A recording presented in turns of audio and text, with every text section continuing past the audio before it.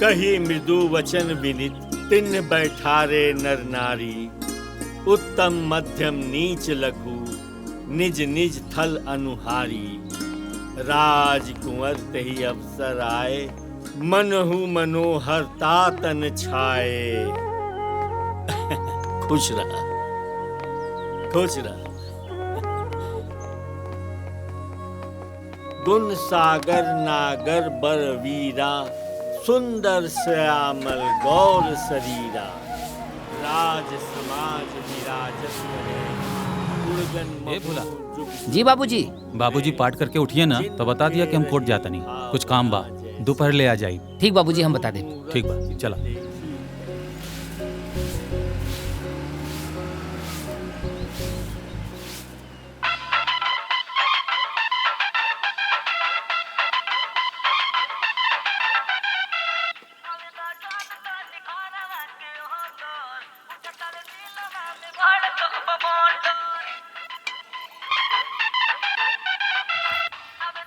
बबुनी, ए बबुनी, सुना तानी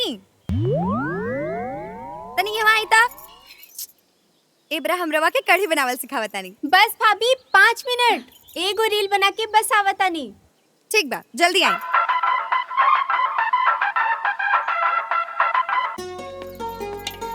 तारा बबनी के मोबाइल से फुर्सत मिली तब ना तारा से कढ़ी बनावे सीखी है। भगवान जाने ससुराल में उनकर कैसे गुजर बसर हुई। चाहे थी ना मम्मी जी, अभी उम्र का भेल बा उनकर। तब फोन करो तनी सेल्फी क्वीन बुच्ची के। भैया प्रणाम भैया। खुश रह, खुश रह। कैसन बड़ो? हम ठीक बानी, रउआ कैसन बानी? हम बहुत बढ़िया बनी। अच्छा ये बतावा, माई कहाँ बड़ी? अभी बुला बतानी। माई जल्दी आवा, भैया के फोन आइल बा अमेरिका से। कहा? बबुआ जी के फोन? फोन आइल बा? लब बात करा। माई गोड़ लागत नहीं माई। खुश रह बबुआ, झुक झुक जिया। ई बतावा, तू ठीक बाड़ा ना? हाँ माई, हम बहुत बढ़िया बनी तहरा आशीर्वाद से। आ सुना, एगो खुश खबरी बा तहरा खातिर। अरे हमारे MBA के पढ़ाई पूरा हो गई। ए बबुआ, जब पढ़ाई तहार पूरा हो गइल बा त आ काहे नहीं खजा? तहरा के देखला बहुत दिन हो गइल बा, और वैसे भी छठ नजदीक आ रहल बा। आज ही बस समय से तखरना के प्रसाद भी मिल जाई। अब हम बतिए। काजी बबुआ जी, अमेरिका का गई रहुआ? रहुआ तो घर वालन के भुलाइए गई नहीं, गाँव के याद ना आवेला? अरे ना भाभी, ना ना, ऐसा कोनो बात नहीं खे हो, बस टाइम नहीं खे मिल पाओते घरी। अच्छा जी, टाइम नहीं खे मिलत। काहे? आजकल टाइम के औरों के दिया तक का? हाँ?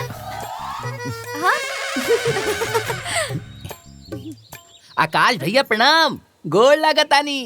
अरे भोला जी प्रणाम प्रणाम, का हाल बा? पहले ई बतावा, वहीजा दिन बा की रात? यहीजा तो अब्बे दिन बा। अच्छा अच्छा, ओइजा दिन बा त इजा रात बा, का बुझाइल? हमके पता बा, जब इंडिया में दिन होखेला नू त अमेरिका में रात होला। देखला लोग, हम कितना ज्ञानी बानी। काहे ना? अरे ई कौना बात के हल्ला हो रहल बा? भोला बाबू, रउआ केकरा के ज्ञान बांट रहल बानी? अरे दादाजी, हाई आकाश भैया के अमेरिका से फोन आइल बा। प्रणाम दादाजी, गोड़ लागत नहीं। खुश रह बबुआ, सब ठीक बा ना? हाँ दादाजी, सब बहुत बढ़िया बा। अच्छा आकाश, अरे जब पढ़ाई लिखाई खत्म हो गइल बा त घरे चलावा, त आके अपना बिजनेस संभाल। हाँ, ताकि हम हूँ तोहार बियाह हुआ करा के निश्चिंत हो जाए, अपना जिम्मेदारी से मुक्त हो जाए।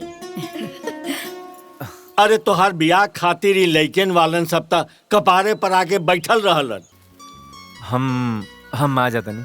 हम आ जाता नहीं ना, अभी जाके टिकट कटावा। ठीक बेटे, टिकट करवा लेता नहीं। ला चल।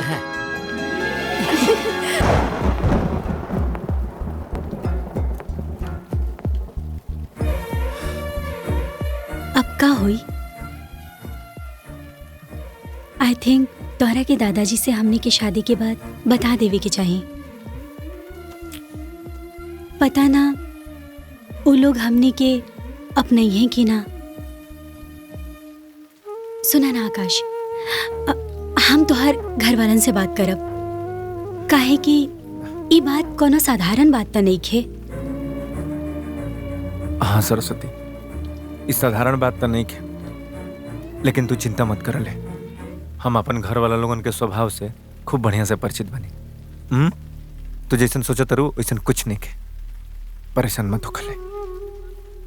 हाँ बस थोड़ा सा कठिन हुई दादाजी के समझावत, लेकिन हमरा के विश्वास बेटे, हम तारा अंदर जौन गुण देखले बनी, जौन हमरा दादाजी के हमरा घर वाला लोगन के जैसन गुण चाहत रहे, वो सब हमरा नजर से तारा में बाटे। यही से तो हम तारा के अपनौले बनी। तू बिल्कुल चिंता मत करा, और हम सारा कागजी कार्रवाई कर दिले बनी। तू एगो काम कर ले, तू अपन पैकिंग करा, इंडिया चले के तैयारी कर जाओ।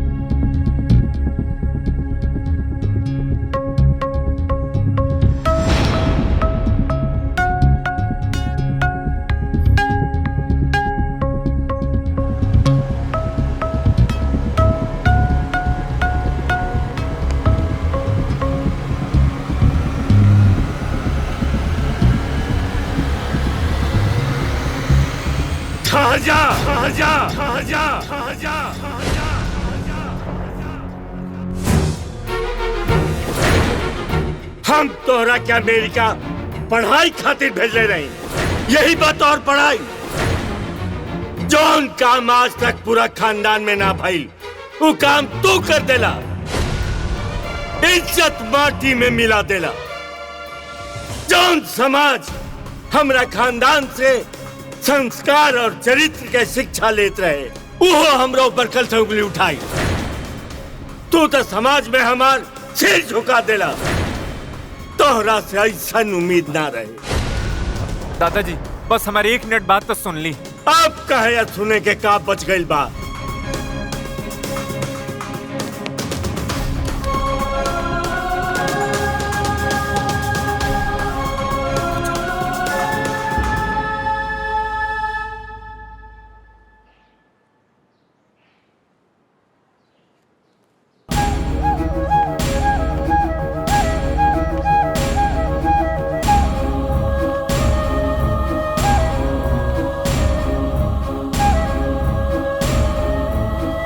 महादेव, गाड़ी स्टार्ट कर।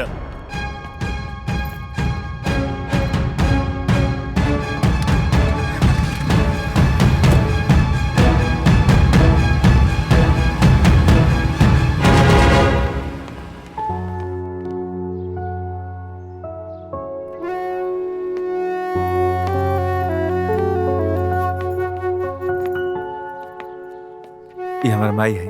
आई बाबूजी बोल लगा। प्रणाम माँ जी। खुश रह बेटा। प्रणाम बाबूजी को बाबूजी। और ही आकाश भैया, और ये भोला हुआ, और ये हमारी प्यारी भाभी।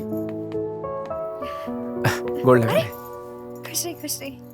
और ये हमारी छोटकी ही भैया। बेटा ये की है? माँ, इनका नाम सरस्वती है। ये हमारी वाइफ है।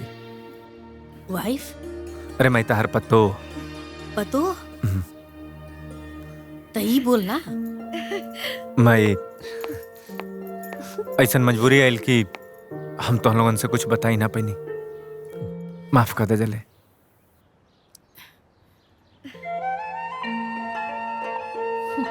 चल भैया, जॉन भी भइल, भाभी बड़ी नीक बाड़ी।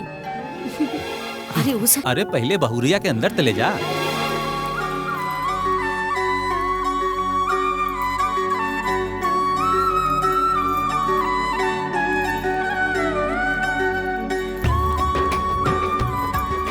आई भाभी, एकरा के पैर से मार दी।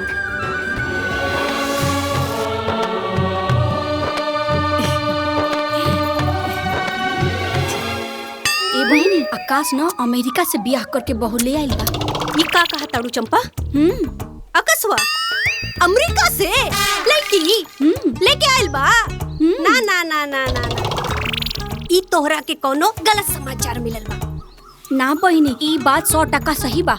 ई बात आपन तक रखिया, हमके देर होता, हम जाता नहीं। ई बात हमरे तक ही रही, हम कहा जाता नहीं केहू से कहे खातिर। वैसे भी जे जैसन करी ते कैसन भरी। तू जा, निश्चिंत होके जा। हाँ।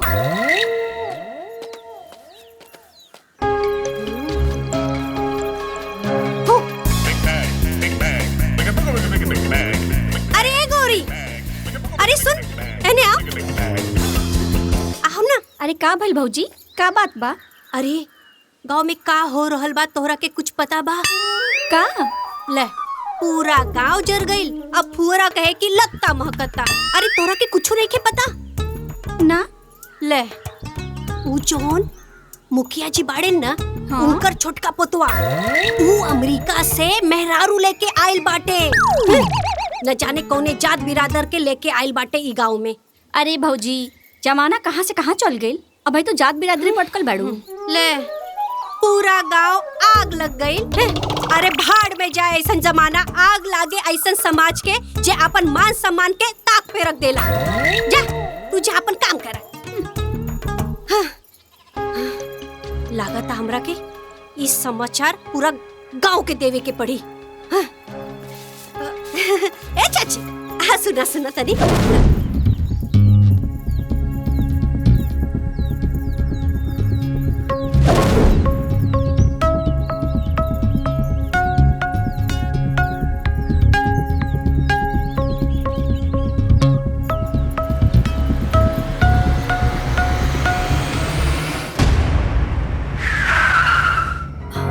लगता बाबूजी आ गए नी। बबुआ हाँ माई। तू जा, जाके तनी बाबूजी से बात कर ला। ठीक बा माई।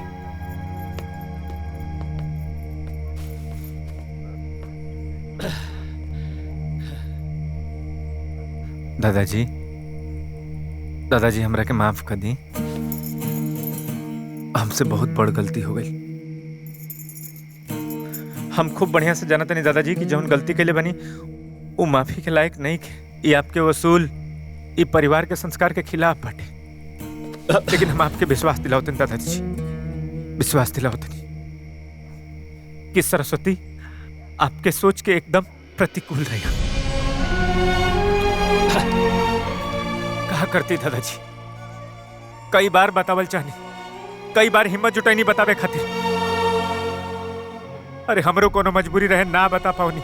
ऐसा तो हर काम मजबूरी रहे कि तू ये बात अपना परिवार से छिपा लेला। दादाजी, जब हम सरस्वती से पहला बार मिलनी, उनकरा के जननी, उनकर अंदर जौन गुण रहे हमरा ये बुझाइल कि हमारा दादाजी के बहुत पसंद आई, बहुत बढ़िया लगी। उनकर माई बाबूजी लोग भी तरह से बतियावल चाहत रहलन। लेकिन अचानक एक्सीडेंट हो गई।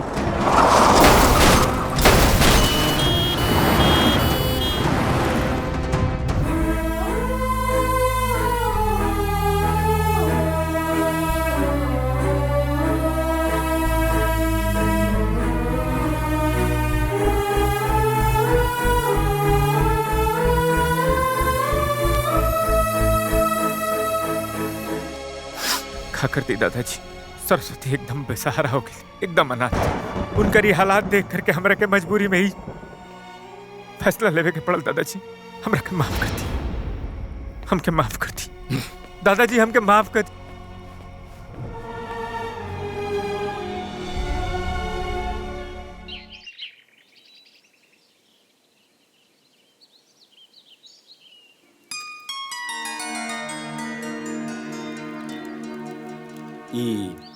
सवेरे सवेरे पूजा के कैलाश, हम तो अभी पूजा करे आ रहल बानी।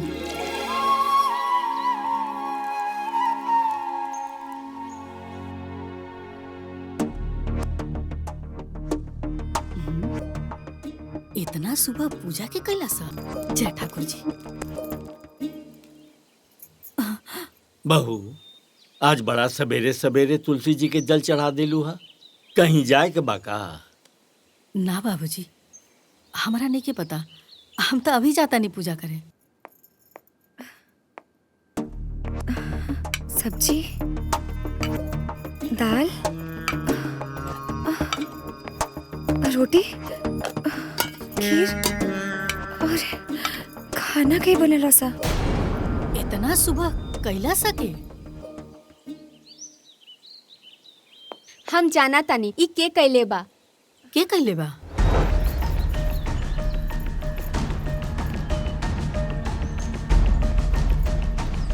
जी माँ जी, ई सब हम कहनी हम। ऊ का है ना, इहवा के परंपरा के हिसाब से आज हमार चूल्हा छुआई के रस्म बा ना, त हम सोचनी कि हम खुद ही ई पूरा रस्म कर दी। वो सब तो ठीक बा, बाकी इतना सारा काम तू अकेले कैसे कैलू हा? ना माँ जी, ई सब हम अकेले ना कहनी हा। हमार मदद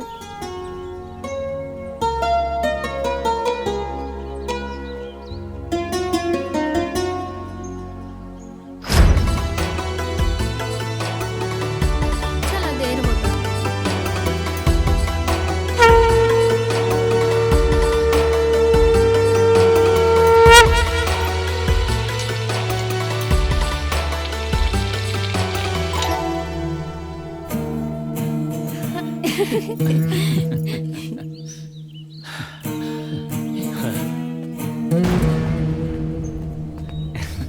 जा जाके दादाजी के मनावा।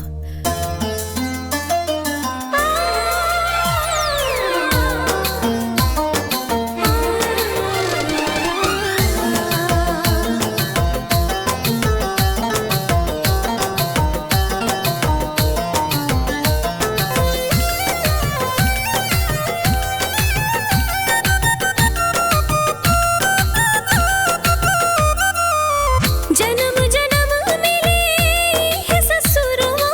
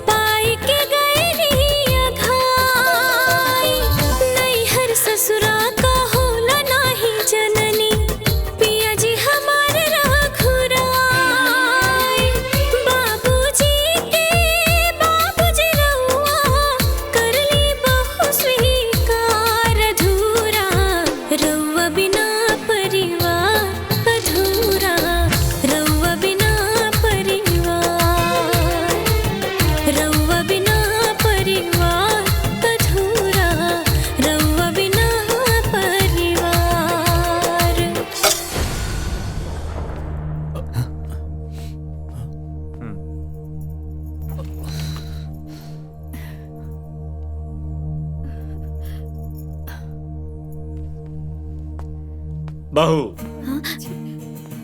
यहाँ आवा।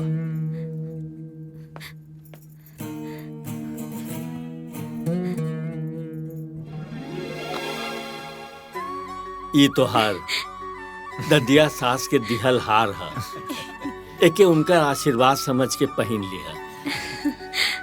तोहार चूल्हा छुआवन के ई उपहार ला। थैंक यू दादाजी। खुश रह।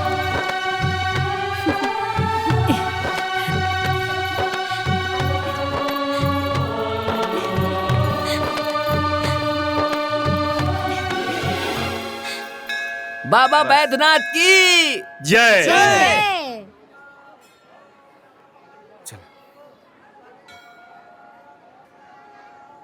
राम राम राम मुखिया राम। जी।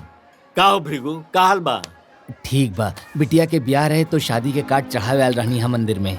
अच्छा। रउआ के घरे जाए के भी रहे, यही से मिल गई नी तो सोचनी की रउआ के दे दी। अच्छा वाह। रउआ आ जाती तो घर के शोभा बढ़ जाये, बिटिया के आशीर्वाद दे देती। अरे भृगु, तोहार बेटी तो हमार बेटिये लेखानु बिया हैं? आई कभी भइल बा कि गांव के कोनो घर से निमंत्रण आए हम ना जाई? हम जरूर आए। बेटा राजपाल जी बाबूजी। देखा, इनकर बेटी के बियाह बा, कुल राशन पानी के व्यवस्था करा दिया, कोनो दिक्कत ना हो के चाहिए। चिंता मत करिए। बहुत सुंदर बाड़ी जी प्रणाम। प्रणाम। कार्य कतवारू, तोहार का समस्या बा? मुखिया जी, रघुआ जनते बानी, अगला साल किसान क्रेडिट से हम लोन ले रानी, कुल फसल हमार जल में बर्बाद हो गई। हम बड़ा कर्जा में हो गई बानी, समझ में नहीं आवत कि कर्जा कैसे दियाई। रघुआ एक बार मैनेजर साहब के फोन कर देती, हमार कुल कर्जा माफ हो जाई। एकर कोनो जरूरत नहीं के। बेटा प्रकाश जी दादाजी। इनका के 10,000 रुपया दे दिया, ठीक बा? जी जी अब धन्यवाद। खुश? प्रणाम। प्रणाम प्रणाम खुश मुखिया रह, जी। खुश रह। का रघु, बड़ा उदास लग रहा बड़ा? ओ का बात है ना मुखिया जी, हमार बिटिया बीएड करे का जिद कैले बिया, कहतिया मास्टराइन बनब। हम ओके बहुत समझौनी हाँ कि बिटिया बिटार के पढ़ौला लिखौला के ज्यादा कोनो कुछ मतलब ना होखेला। आखिर बियाहे के बाद ससुराल में जाके ओके चौके बासन न करे के पड़ी। अरे बेटी बिया पढ़ल चाहतिया त काहे ना पढ़ाई बा? बेटी पढ़ी त देश के विकास होई। अब आगे का खर्चा हमारे लिए कठिन बा मुखिया जी। रघु, आज से तोहार बेटी के पढ़ाई के सारा खर्चा हम उठाई। धन्यवाद मुखिया जी। बाबूजी, हैं? राउरी फैसला खाली रहुए ना, हमनी सबके सहमति बा, सबके सीखे के चाहिए। प्रणाम मुखिया जी।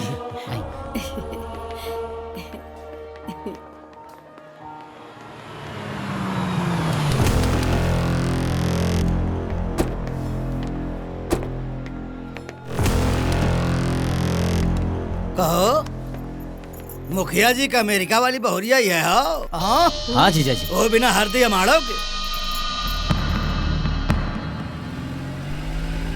वाह वाह, मुखिया जी तो पूरा गांव में बड़ा संस्कार बाटले। अपना पोता के घंटा कोनो संस्कार ना डालन। हाँ? एक कहल जाला, चिराग तले अंधेरा। अरे जीजा जी, ये बार यह मसाला लेके चुनाव में काम आ जाई। अरे भैया, यही बात के मुद्दा उठा के इनका चुनाव में धूल चटा देवे के बा। वैसे भी पूरे गांव जवार में यह चर्चा बा कि अब की हमने चुनाव बम्पर वोट से जीतत बड़ी। और का देवर जी ना एकदम साचो कहत बाड़े। वैसे भी रउआ 30 साल से तहरते बानी, ए बार ना रउआ चुनाव में जीत जाइब ना तो हमार 30 साल के सपना पूरा हो जाए। ये मेहरारू जब बोली तो कुफारे बोली। अरे भाई, का जरूरत रहे बोलेगी कि हम 30 साल से हारत हई? तो चिंता मत करा, भूल मती। ये मेरी साला चुनाव हम जीतो, आयन के पटकनी देहब, इनके औकात दिखाई, वो चाहे जैसे साम दाम दंड भेद कुल लगाई। हाँ हाँ हाँ माई, देखा है कुछ छूटल तो ना हो? सब लिख दिलू नो? हाँ। ए भोला भोला, हाँ माई, खेने आव। बस आवतानी। बताई। हाय देखा, हाय सामान के लिस्ट तैयार हो गइल बा। और एको सामान छूटे के ना चाहिए। अरे माई, एको गो सामान ना छूटी। आज जाके नेत नियम से लेके आई है। और हाँ, नहा धो के, ठीक बा? ओहो, हमके सब पता बा। छठ पूजा बहुत ही पवित्र पर्व होखेला। एमे भूल चूक से कौनो गलती ना होके के चाहिए।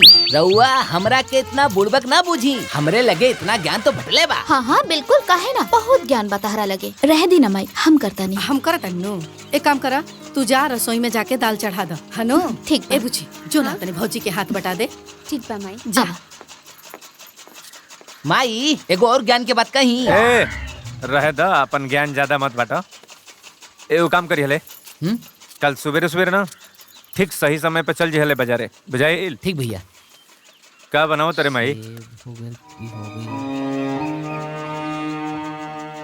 माई हाँ बेटा। कहा सोच में पड़ल पड़ू, कौन बात बा?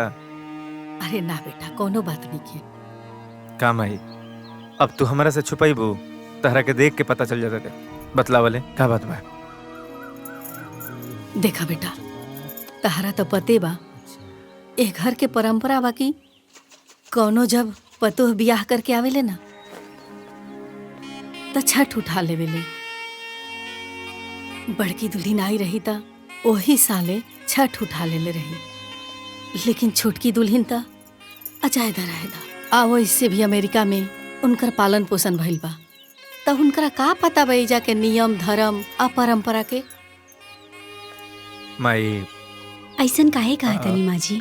ला आगे हमके यहाँ के कल्चर के बारे में सब कुछ पता बा, और अगर कुछ थोड़ा बहुत ना भी पता रही ता और फिर रउआ काहे खातिर बानी, रउआ बता देव हमरा के।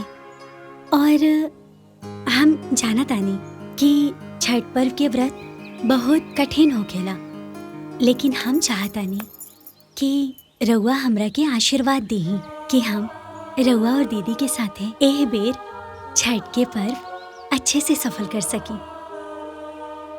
तू तो हमरा दिल के बात कह देले दुल्ही। खुश रहा। अरे वाह, अब की बार तक 3-3 को दौरा बंधाई। जय हो छठी मैया। इस साइट पर छठ के पर्व के सारा जानकारी बाटे, और तू चाहबू एकरा से सारा जानकारी लेके तू सीख सकेलू। ठीक दी। अब हम एकरा से सीख के और पूरे परिवार वाले के सबके इम्प्रेस कर दे। हम पर इम्प्रेस करे खातिर तारा के वो काम करे के पड़ी। का? आई देखा, ए पर जाके ई देखा पूरा गाना बाटे, एकरा के सीख सकेलू और सीख के इम्प्रेस कर सकेलू।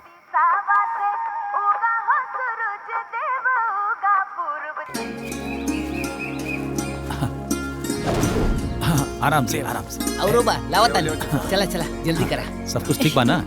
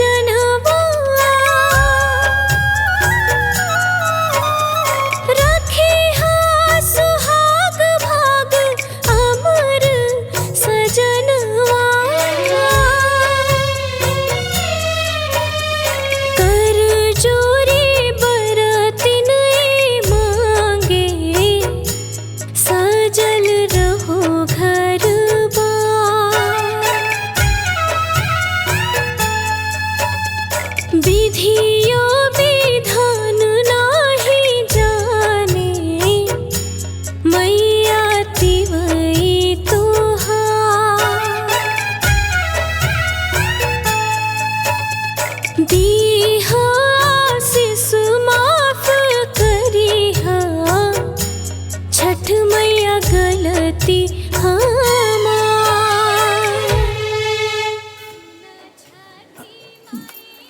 प्रणाम प्रणाम प्रणाम, प्रणाम प्रणाम। मुखिया जी और परिवार के संस्कार देख के तो मन गदगद हो गया। हेमंती मुखिया जी के परिवार के तने शरबत पिलाओ। अरे जीजा जी काहे में लेट कर दी, कुल शरबत तक खत्म हो गए। अरे ज्यादा कोनो बात नहीं है बलबन, ये सब लोग शरबत पी चुकल अच्छा। बा लोग। बाकी हाँ, जाए के पहले तू हमार घर के छठ के पूजा के प्रसादी ले लिया। जी, जी। ए बलवंत बाबू के पूजा के प्रसादी दे दी है।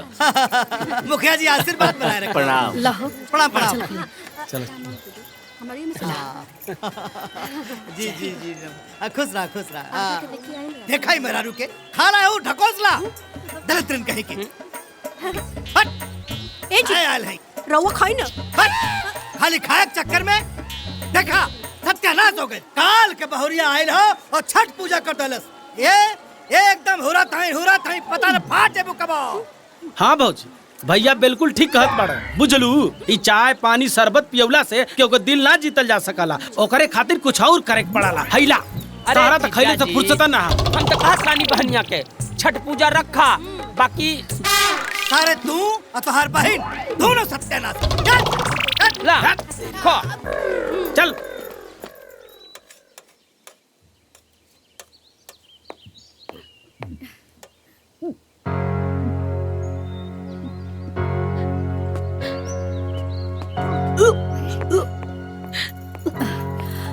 काबिल का भइल दुल्हन, तबीयत तो ठीक बा? ओ दीदी हम अरे ये तो बहुत खुशी की बात बा। भाऊजी हाँ? पापा हमने घर में एगो नया मेहमान आए वाला बा। का? अरे अरे खानदान खातिर सबसे बड़ खुशखबरी बा। तू लोग एक काम कर, बहुरिया के कोनो काम मत करे दिया। हाँ अरे घर में इतना मेहरारू तू लोग बाड़ू, घर संभाल लिया और उनकर विशेष ख्याल रखिया। दादाजी बिल्कुल सही कहत बाड़े। देखा तुहार जिम्मेदारी बहुत बढ़ गई बटे। बहू के कोनो दिक्कत ना होके के चाहिए। ना होके दे बिल्कुल। अरे आकाश। हाँ भाजी। बेटा हम चाहता नहीं कि तू बहू के लेके डॉक्टर लगे जा। हाँ और डॉक्टर से तनी राय मशवरा भी ले ला। ठीक है बाबूजी। हाँ दादाजी अब तो हम चाचा बन जाइब ना।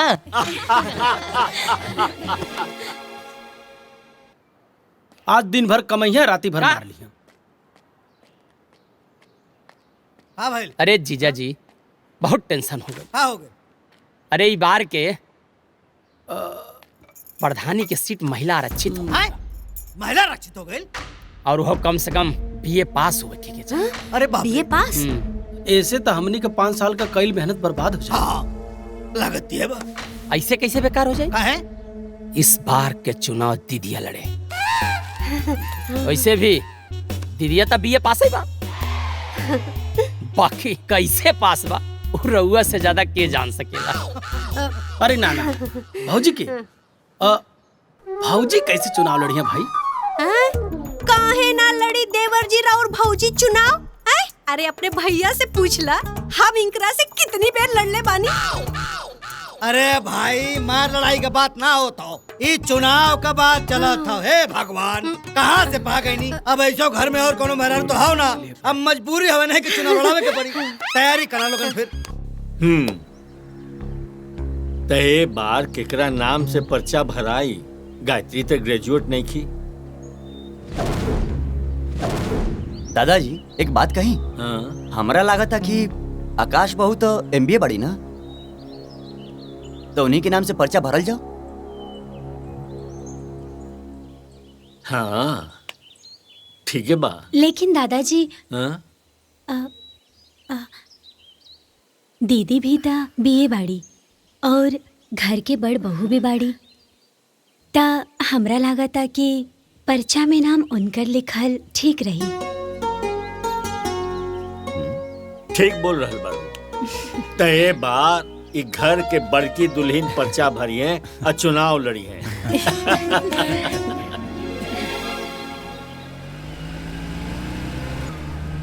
आज सूरज पूरब की जगह पश्चिम से उगा था। वो देखा क्या हुआ था? ये तो बलवंत सिंह था। अरे तब बेमतलब के अपन बुखारो ना दिलन, जरूर कोनो मतलब है। प्रणाम मुखिया जी। प्रणाम प्रणाम। का समाचार बा? सब आशीर्वाद बा आपके। प्रणाम प्रणाम प्रणाम प्रणाम। कैसे कैसे अइला हा? अरे अब मुखिया जी दरअसल बात ही है कि हमार पत्नी फूलमती प्रधानी को चुनाव लड़ल चाहतनी और ई रहुआ आशीर्वाद बगैर मुमकिन नहीं खे। अब रहुआ तो 30 साल से प्रधान बटले बानी। अब ए बेरी कहा हो कि जो प्रधानी के चुनाव हो वो हो गई महिला सीट। हाँ तो हम चाहता नहीं कि अगर रहुआ आशीर्वाद दे देती तो हमार पत्नी फूलमती प्रधान बन जाती, बना दी। आशीर्वाद ला। कहानी काय मारतानी? हाँ ठीक बा ठीक बा ठीक बा। सुना घर में जाके तनी भौजी का आशीर्वाद ले ला। हाँ, अच्छा। जा जा। छोटकी दुल्हन के अइला से घर में रौनक आ गइल बा। घर अब भरल भरल लागता। सच कहनी अम्मा जी, अच्छा लगा था। प्रणाम दीदी। अरे फूलमती खुश रहा खुश रहा। आओ बैठा। राधा अरे खुश रहा। प्रणाम चाची। अरे खुश रहा। कहाँ रहलू हा? तू तो दिखाइए ना देत रहलू हा। तू तो एकदम गुलरी के फूले हो गई बड़ी। अब कहा बताई दीदी, इनकरा से छुट्टी मिली तब ना यहाँ वहाँ जाए के मिली। अरे ई त हमरा के प्रधानी लड़े के भइल तब हम यहाँ आ गई नी। मोती के जीजा कहलन है कि जा सब केहू के आशीर्वाद ले ला। ए नाते आशीर्वाद लेवे आ गई नी दीदी। ठीक कैलू हा। अच्छा दीदी, हाँ? और अमेरिका वाली बहुरिया नजर नहीं खियावत कहवा बाड़ी? अपना कमरा में हुई है, बुला देता नहीं। ए छोटकी दुल्हन, छोटकी जी माँ जी। देखा तारा से केहू मिले आइल बा हो। आवतरी। हाँ।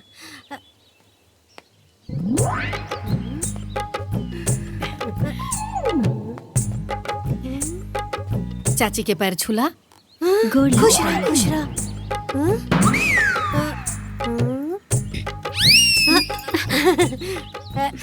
बहुरिया तो बड़ी लंबी बिया। ए बहुरिया, अमेरिका में सब केहू लंबे लंबे होला का? हमरा मोती खातिर भी ऐसे ही बहुरिया खोजिया तबे निमन रही। अच्छा ए दीदी, सब केहू याद रखिया हा ओटी खाती और अपन आशीर्वाद बनाए रखिया दीदी। हाँ? अच्छा हम जाता नहीं। प्रणाम। प्रणाम चाची। खुश रहा। अरे खुश रहा। रवा लोग चाहते तो भर के निकल जाए। आ गए लू। अब मुखिया जी बस आशीर्वाद बनाए रखब। प्रणाम प्रणाम। तनी देखिया ध्यान रखिया लोगन। हाँ अब आओ। चला आवा लोग। आवा घुस। हाय देखा सारा बा। ए देख फोन लगाओ। तुम्हार भाई अब ले आइल ना। फोन क्या लगाई भैया भाभी आगे लन जा। बबुआ डॉक्टर का कहलस हो? माई हाँ? बहुत खुशी की बात बा। निर्मला भी ये खुशखबरी बा। का तेरा मतलब भैया? अरे अब तो खाली पापा ना, चाचा बने वाला भी बड़ा। बात कर तो रहा। जियत रहा। ए माई, मान तेरे कि ना कि हम कितना लकी बने। चुप, तू का लकी बड़ा? लकी तो भैया हमार पतो सरस्वती कि जेकर गोड़ हमार घर में पड़ल तबे से तो शुभ ही शुभ होता। धन्य हो प्रभु, हमरा के ऐसा मौका देला कि एक साथ दूधू को पोता खिलाई। एगो है कांधे पे, एगो है कांधे पे। बुझाइल नु? बुझा गइल। अब सुना लो, अब ना हमार दोनों पतोह के गोद भराई हम एके दिन एके साथ करब। ये सही रहेगा। अरे ये तो बहुत बड़ खुशखबरी बा। हम जात आनी दादाजी के बतावे।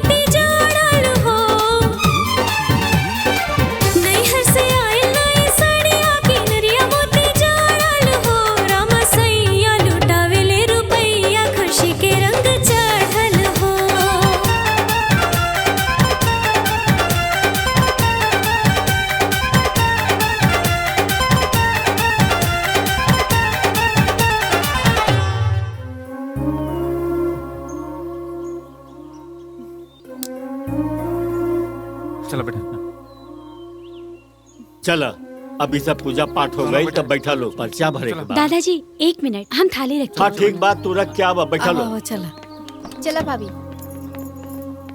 ए आवा जल्दी।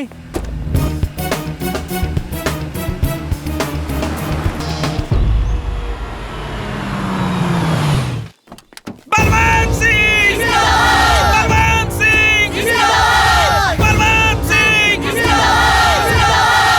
फूलमती देवी फूलमती देवी बलवंत सिंह बलवंत सिंह अरे क्या करता बलवंत सिंह। तोहन लोगन के जुनून देख के हमारा विश्वास हो गई कि हम जीत गए नहीं। हम जीत रहल बानी बस ठीक बा। अब फूलमती जी के अंदर लेके जाता नामांकन करे। आप लोग शांति बनाए रखी अपन जलवा इसे बरकरार रखी ठीक बा। धन्यवाद। हर हर महादेव हर हर महादेव।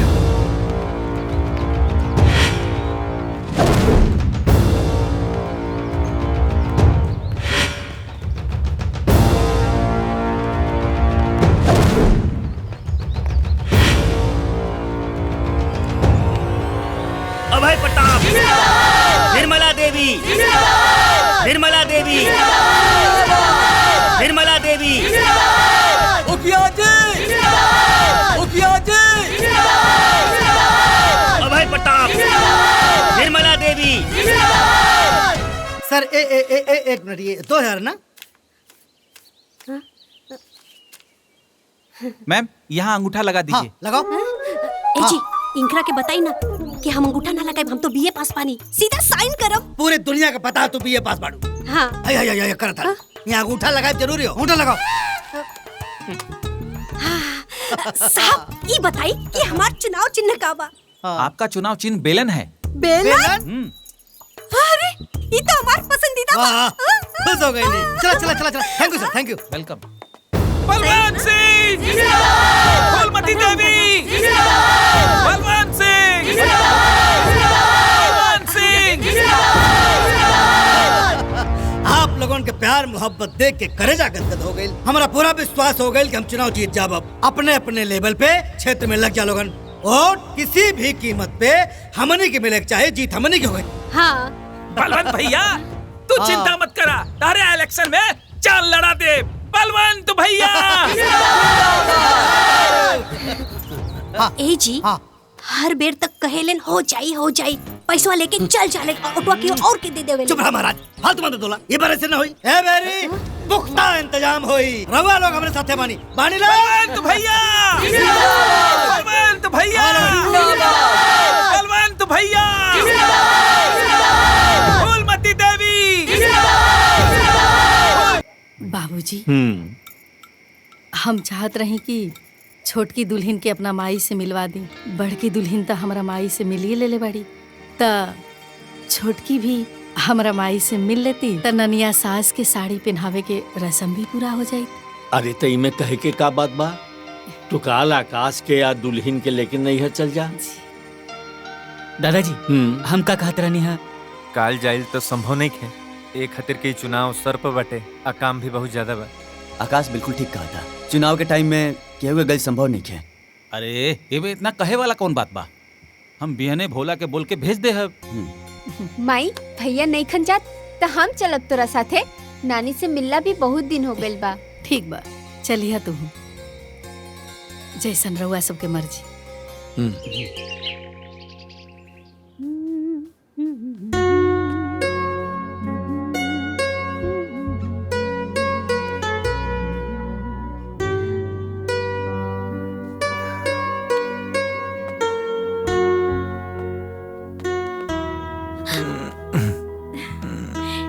ही का करत हनी? हम तारा के प्यार करतनी। अच्छा तू कितना खूबसूरत लगत रहो। बहुत सुंदर। अच्छा मतलब हम आज ही खूबसूरत लाग रहल बानी। अरे रोज ना लागे नी का? हमार मतलब ये नहीं खे तू हमरा के रोज सुंदर लगेलू लेकिन आज कुछ ज्यादा लगत रहो। हम सब जानतानी शादी के बाद पहली बार हमरवा से दूर जातानी। यही से हमरा के मक्खन लगावतानी। बात तो तू सही कहत रहो लेकिन सच बतलाई, अगर हमार बस चलित ना, तहरा के हम अपना आँखी से 1 मिनट खातिर भी, एक क्षण खातिर भी दूर ना होके देती, बुझाई? हम भी रोआ से एक पल भी दूर नहीं खिराल चाहत, काहे कि रोआ में हमार जान बसेला। अगर ये जान चल जाई तब? अरे ऐसन बात ना बोले के चाहिए। भगवान ना करे रोआ कि कुछ हो जाए। अच्छा ठीक बा, हम मजाक करत रहनी। ताकि एगो बात बताई का? अब तू ना अकेले नहीं खो, अब तू दूगो हो गई बड़ो, कहे कि अपन ख्याल रखे के पड़ी।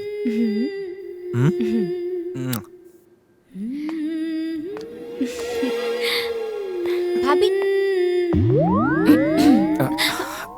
चला भाभी, चले के नहीं का? नीचे सब राउर इंतजार करता लोग। और भैया, हाँ, दरवाजा तनी बंद कर लेहल कर।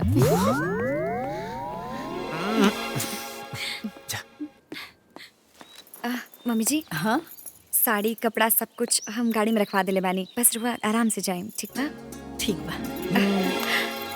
सदा सुहागन रहा, है ना? जी हाँ। माई, भाभी आवतारी। हाँ ठीक। और सुना, हाँ, भोलवा घर पे ना रही, ऐसे सही सांझ दरवाजा बंद कर लिया। ठीक से रहिया, हमरा चिंता लगा रही। ना माँ जी, चिंता मत करी, हम बंद कर ले। ठीक बा। जी माँ जी। चला हो। अरे ना ना ना ना, सदा सुहागन रहा, खुश रहा। इतने दिन में तरह से ऐसा दिल लागल बा, ऐसा बुझाता कि कौनो जन्म में हमने के बहन रहनी जा।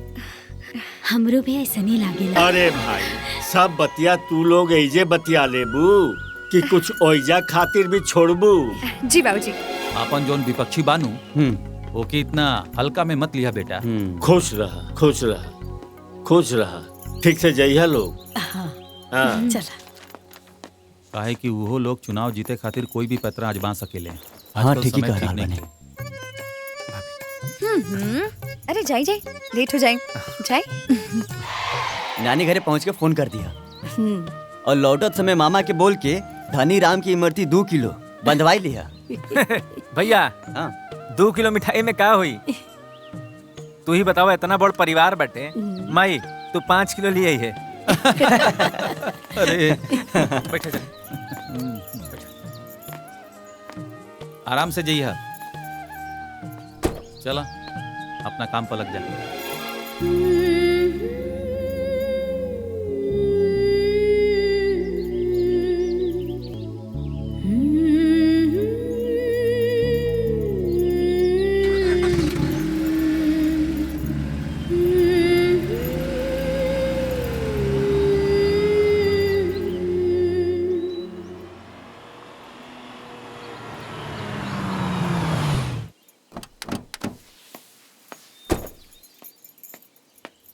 प्रणाम मामा जी। खुश रहा।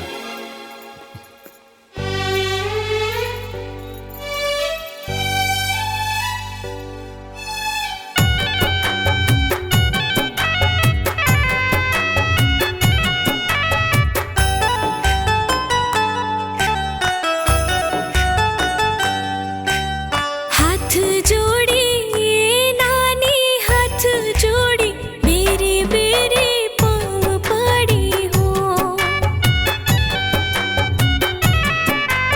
हाथ जोड़ी नानी, हाथ जोड़ी बेरे बेरे पाँव पड़ी हो।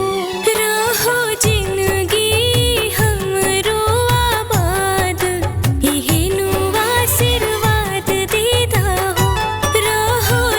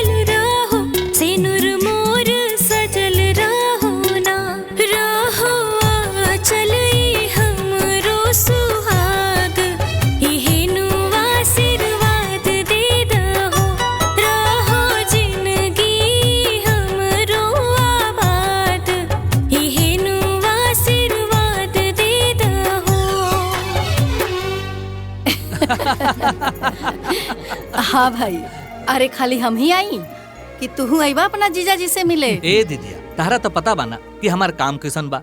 अब तो इहो मालूम बा कि माइयो के बीजा हो गइल बा और ललिता के भी बीजा होइए गइल बा। अब साल भर बादे इंडिया आवे के मौका लागी और तबे तारा से भेंट होई। मामा, हाँ अब की अइहा तो हमरा खातिर एगो नया मोबाइल ले ले अइहा। अरे काहे ना हमार भगनी, तारा खातिर एकदम नया मोबाइल लेके आई बबकी। अरे मामा, हमरा खातिर का लइबा? अरे भोला, तारो खातिर कुछ ना कुछ लेके आई। अरे दुल्हन आ गेली, आवा दुल्हन आवा। दूधो नहा पूतो फला। ए बेटा, जैसन नाम वैसने गुण बा तहरा में। तहरा के देख के हमार करेजा जुड़ा गई। ठीक बा माई, चल तानी, तू अपन ख्याल रखिया।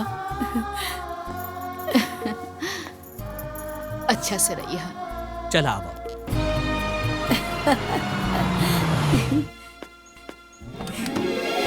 आवा चला। आज हम बहुते खुश बानी, जान तरू का है? माई से मिलके, नानी से मिलके सच में बहुत अच्छा लगा। नैहर गईला के खुशिये कुछ और होखेला। जान तरू, यहाँ के दूल्हा बन के गई रही तो पूरे गांव में शोर हो गई।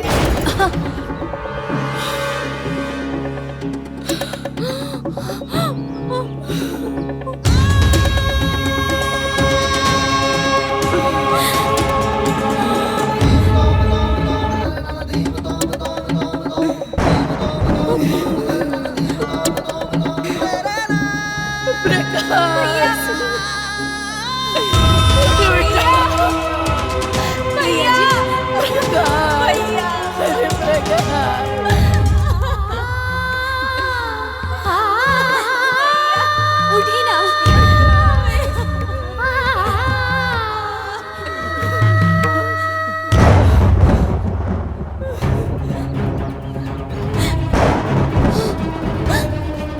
दादाजी, दादाजी,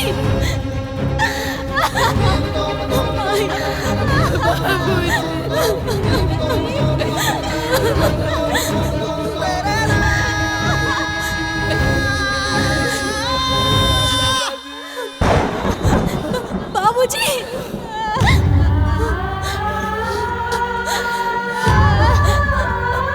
बाबूजी,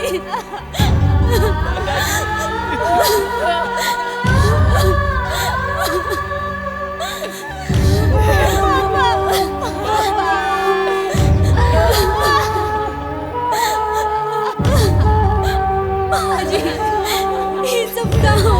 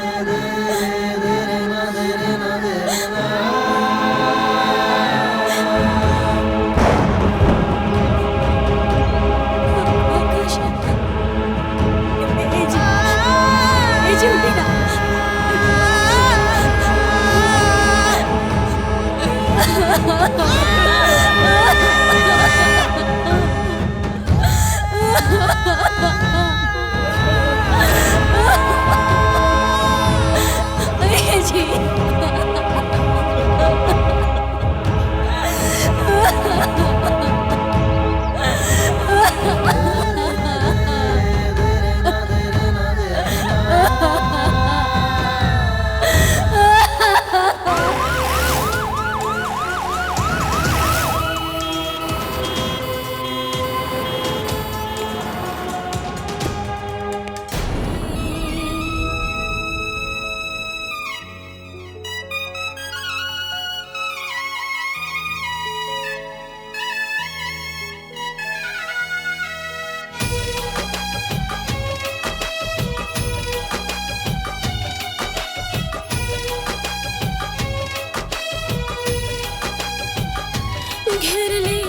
पतझड़ बाजारल हरियर बागे बिथना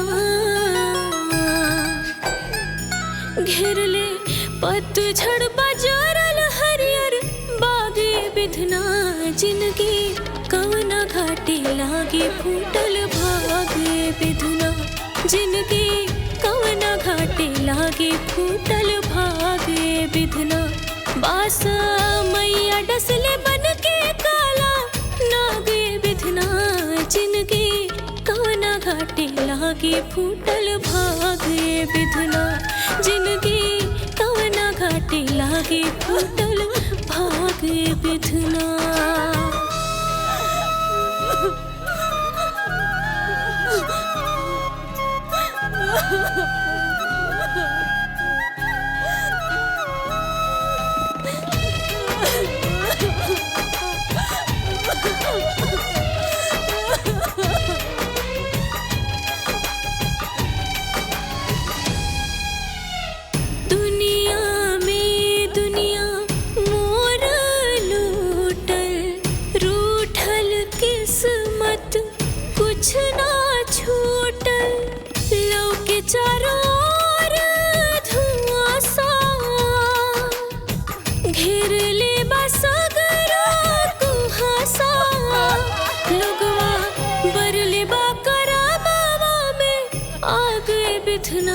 जिनकी कवना घाटी लागे फूटल भागे बिधना जिनकी कवना घाटी लागे फूटल भागे बिधना।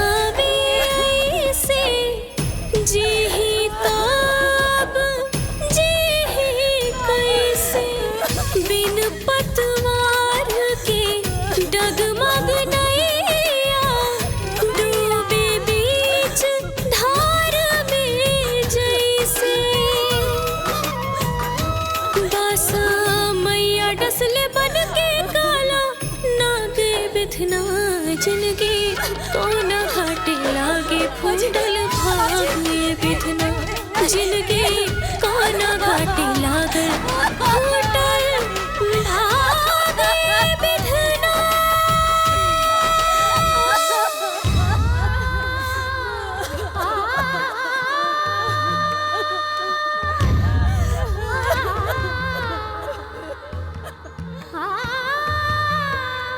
मुखिया जी के तो पूरा परिवार बर्बाद हो गई। किस्मत के खेल देखा, दूसरा के सहारा देवे वाला परिवार खुद बेसहारा हो गई। हाँ भीरगु भाई, तू ठीक कहताड़ा।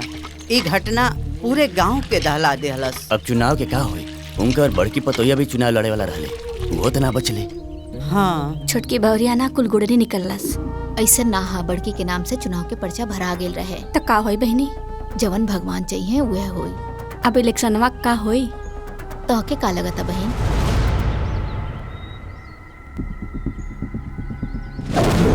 हेलो नमस्कार, मैं हूँ एनटीसी समाचार से रानी और हम पहुँच चुके हैं जौनपुर के शेरवा गांव में, जहाँ एक ही परिवार के 5 सदस्य की निर्मम हत्या कर दी गई है। और जब ये हत्या हो रही थी तब पूरे गांव वाले कहा थे। बिहार में हत्यारों ने घटना को अंजाम देते हुए परिवार के 5 लोगों को मौत के घाट उतार दिया। इस मामले में पुलिस ने तहकीकात की है, लेकिन अभी तक पुलिस के हाथ कोई सबूत नहीं लगा है। क्या कारण है? आखिर कौन कर सकता है और क्यों किया है? फूलमती प्रधानी बनिए गई। हाँ दीदी, आप तो तोहार जीत एकदम तय बा।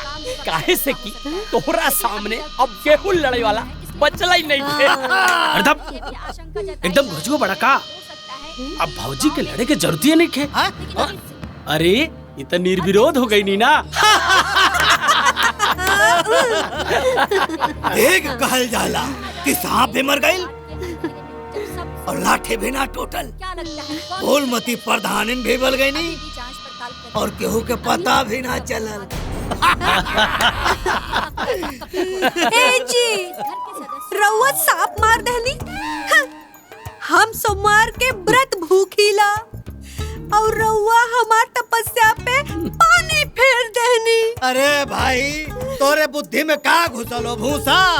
जब मुंह खोलबू तब कुछ न कुछ उल्टा। बट साफ मर गए, हे मर गए, हाउ मर गए। जब ना समझ में आओ चुप रहा करा।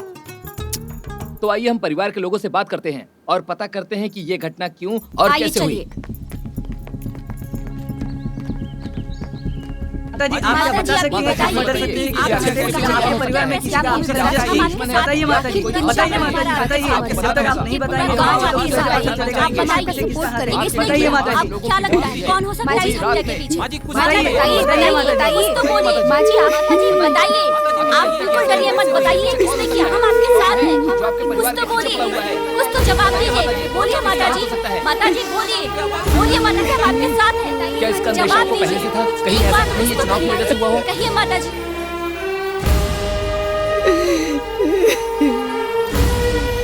रुक जाओ। बंद करो, कैमरा बंद करो।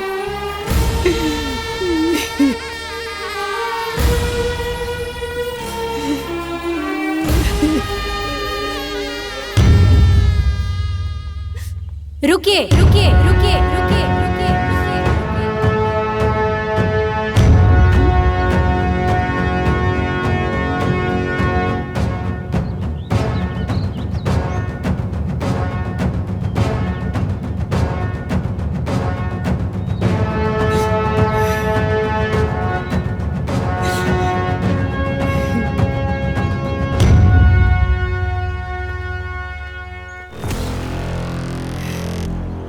मैं ये तो नहीं जानती कि मेरे परिवार के सदस्यों की निर्मम हत्या किसने की है, पर मैं ये जरूर जानती हूँ कि इन हत्याओं के पीछे नियति क्या है, और इसीलिए मैं उनके मंसूबों को पूरा नहीं होने दूंगी। मैं सरस्वती सिंह, पौत्र वधू स्वर्गीय अभय प्रताप सिंह, पुत्र वधू स्वर्गीय जगतपाल सिंह और पत्नी स्वर्गीय आकाश सिंह, आज ये संकल्प लेती हूँ कि मैं अपने कुल की परंपरा को संभाल कर रखूंगी और चुनाव लड़कर इस गांव का प्रतिनिधित्व करूंगी। गांव के सुख, दुख और विकास में अपने दादाजी स्वर्गीय अभय प्रताप सिंह की तरह हमेशा अगली कतार में खड़ी रहूंगी।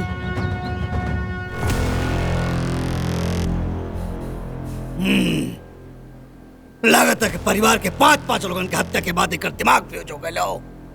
एकरा हो नहीं खे पता कि चुनाव लड़े खातिर नामांकन भी करे के पड़ेला। जवन अनकर भाईले नहीं खे और पर्चा भरे के टाइम भी निकल चुकल हो। ये चुनाव लड़ी हैं निकोटे खातिर नाखून होके के चाहिए। तोरा हाथ में नाखून नहीं के। ए जी, सरस्वतिया के हाथ में नाखून नहीं खे कहा? चुप, मुंह मत खोलिए। पागल ससुर। लेकिन आप चुनाव कैसे लड़ेंगी? नामांकन तो आपका हुआ नहीं है। नामांकन तो आपके जेठानी के नाम पे हुआ था, जो कि अब इस दुनिया में नहीं है। तो फिर आप चुनाव कैसे लड़ेंगी? सही कह रहे हैं, जेठानी नहीं है, पर मैं तो हूं। शायद आप लोगों को पता नहीं होगा, नामांकन मेरा भी हुआ है। अच्छा दादाजी, हाँ एगो बात कहे के बा। हाँ बोला। रउआ ना एगो पर्चा हमरा नाम से भी भर दी ही। काहे से कि अगर एगो पर्चा कोनो भी कारण से रद्द हो गई तो हमने लगे दूसर पर्चा रही चुनाव लड़े खातिर। सरस्वती ठीक कहताड़ी बाबूजी। अरे ये बात तो हमरे दिमागे में ना आइल ह। बहू के दिमाग तो सचमुच में बहुत तेज बा। अरे बहू के कर बाड़ी, हमार खानदान के नाम तो यह नु रोशन करी। बाबूजी हाँ तैयारी करा भरा भरा।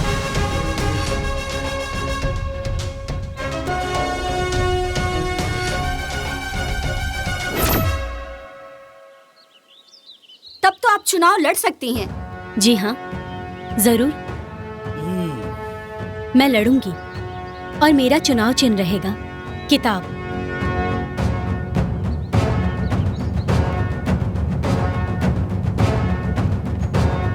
ये एक बहुत बड़ी खबर निकलकर सामने आई है। मुखिया परिवार की छोटी बहू अमेरिका से जो पढ़कर आई हैं सरस्वती जी, ग्राम पंचायत का चुनाव लड़ेंगी। उनका नामांकन पहले ही भरा गया था। कैमरामैन राम के साथ मैं हूँ प्रशांत सिंह। आप देख रहे हैं भास्कर टीवी। जो जनता शोक में डूबी हुई थी, उसी जनता को इस खबर से थोड़ी राहत मिली है। भीमा जी भैया, कमर कस ले लोग। ये मेरी चुनाव कौनो भी कीमत पे अपना हाथ से निकले के ना चाहिए। कौनो भी कीमत पे कुछ भी करे के पड़े, चुनाव हर हाल में जीते के ही बा। अगर इनका चुनाव चिन्ह किताब हो तो किताब ताक पे ही रखा रह जाएगा चाहिए। आप चिंता ना करी भैया, हम बानी ना, रहुआ टेंशन मत ली, हमनी के ना साफ संभाल लिया जाई। प्रधान तो हमार दीदी ही बनी, चाहे निर्विरोध और चाहे जीत के। सुनतनी मुखिया का पतो चुनाव लड़ा तड़ी। अरे वो अकेले कहाँ जाइए वोट मांगे? मुखिया जी होकता तो संभाल लेता। अरे ऐसन कोनो बात ना है, बहुरिया तो पढ़ल लिखल बाड़ी, वो विदेश से सब संभाल ली है। घर में इतना बड़ा कांड हो गई और उनके चुनाव की पड़ल बा। हमके तो लागत उनके गोड़वे ठीक नहीं खे, पता ना गांव के का हुई।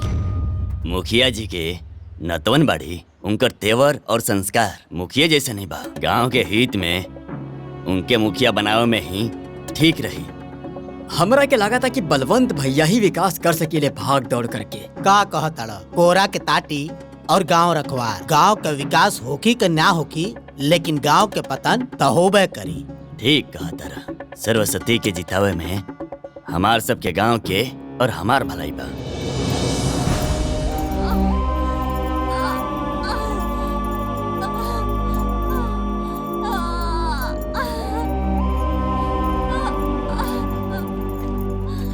का भइल? ई दर्द से यहाँ तड़पत बाड़ी और रउआ लोग देख रहल बानी। कम से कम इनकरा के हॉस्पिटल ते लेके जाई। के लेके जाई? इनका मर्द परदेश में बड़े, इनकर एगो सास बाड़ी जौन खटिया पे पड़ल बाड़ी, और पड़ोस में कोनो मौका पे मर्द ही नहीं खे। भोला जा गाड़ी लेके आवा। हाँ। चल। अरे बेटी तू मत उठावा, तारे पेट में खुदे बच्चा हा, परेशान हो जाइबू तू। रउआ चिंता मत करी, फिलहाल जेकरा दर्द बा ओकरा संभालल जरूरी बा। सही कहा तारू। जॉन होके के होई उ देखल जाई। फिलहाल इनका के हॉस्पिटल ले गल ज्यादा जरूरी बा। मैडम आगे गाड़ी। चल आराम से, आराम से जाइए, आराम से देख। आई आई आई चली। सब ठीक हो जाए, चल आराम से। हे भगवान सब ठीक करब। फूलमती देवी, फूलमती देवी, बलवंत भैया, बलवंत भैया। बस बस बस बस बस बस। देखा ई गांव के मुखिया जी तोहन लोगन के लूटत हवे। कुछ काम धाम कैलन ना। अब की बेरी हमारे मेहरारू फूलमती के जितावा लोगन। गांव के खड़ंजा, नाली, मिडवाइफ सेंटर, शौचालय, आवास सब काम हम करवा दे। ठीक बा नू? हाँ हाँ ठीक बा, ठीक गांव बा। के विकास खातिर चुनाव चैन बलवंत भैया, बलवंत भैया, बलवंत भैया, बलवंत भैया। अरे पीछे हटा, पीछे हटा।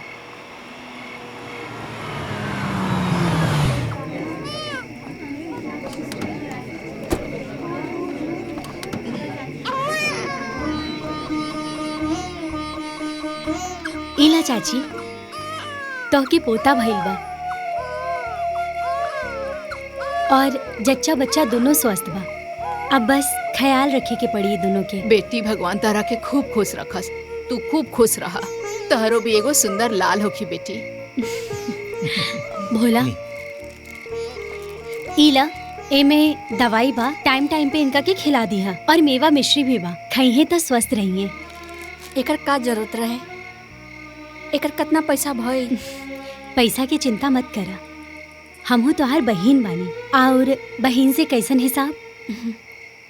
और हाँ ई मत सोचिए कि हम ई सब हम चुनाव खातिर कर रहल बानी। हाँ चला तानी चलिए।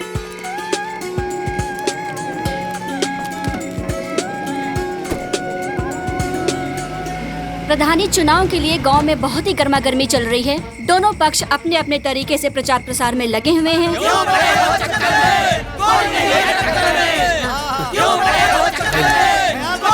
दादा बेलना पे वोट दिया। सरस्वती दीदी चाची हाँ? किताब पे वोट दी है। किताब पे वोट दी है। बोला का भइल? हमार नाम चंपा हो। हमार आदमी शहर में एगो कपड़ा के दुकान में काम करेले। सवेरे चल जाले और राती के देर से आवेले। ओकरा से घर का खर्चा चलावल मुश्किल हो गइल बा। काम खातिर बोली ला तो हमरा औरत होके के ताना मारेले। लड़का भी छोट हो में बाहर जाके काम भी ना कर सकीले। रहुए बताई ऐसे कैसे चली? और घर में थोड़ा कर्जा भी हो गइल बा। ए चंपा, हाँ? सिला फ्राक सिए के देले रहली। हाँ भैया, बस इहे देवे जात रहनी। ठीक बा। अच्छा दीदी, हम चलता नहीं।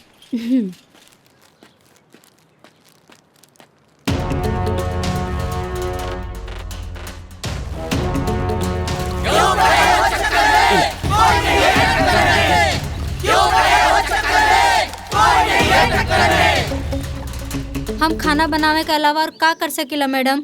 रोज सवेरे सवेरे उठ के उहे चूल्हा चौका और रात के खा पी के सूत जाइला। हमार जिंदगी तो नरक हो गइल बा दीदी। हमके कुछ करे का मन करेला, लेकिन का करी? मर्द लोग के समझाई? उनकर कहला में ये चाहे जरा चाहे मरा, लेकिन जोन करे कहा घरवा में करा। बाकी हम सुनने बानी कि गौरी भौजी बहुत निम्मन खाना बनावेली। अरे इहो कोनो कहे के बात बा। इनकर खाना के चर्चा पूरा गांव वाला करेले। कुछ करी दीदी।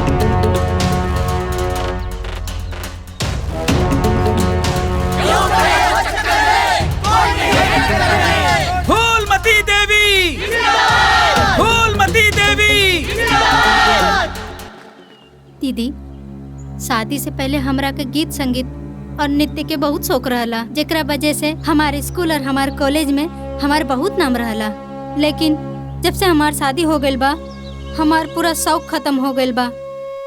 काहे से कि इनका के हमार गीत संगीत से कोनो लगाव नहीं खेबा। और हमार सासो कहेली गौला बजवाला में का रखल बा। बस दीदी, अब जैसे तैसे ही जिंदगी कटत बा।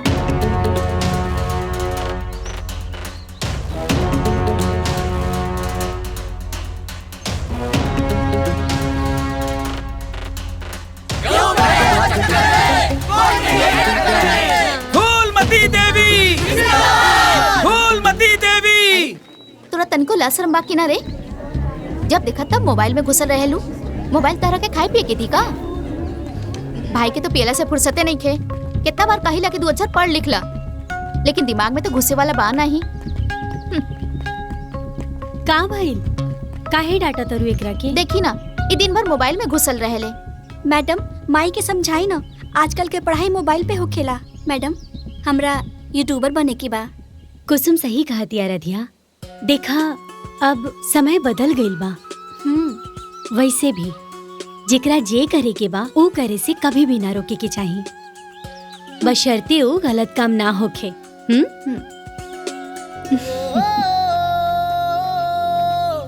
पंख नए हैं, नया आसमां, अब है नई उड़ान।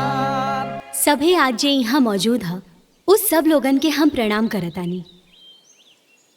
आज हमनी सभे जानतानी कि औरत मर्द से कंधा मिला के चलतारी। औरत और मर्द में कोनो फर्क नहीं खे रह गई। लेकिन ये बात हमने के गांव के मर्दन के समझावे वाला बा। दरअसल वो जाने ले सब, बस समझल और मानल ना चाहेले। कोनो बात ना, आज ये गांव के कोई भी औरत खुद के कमजोर ना समझे।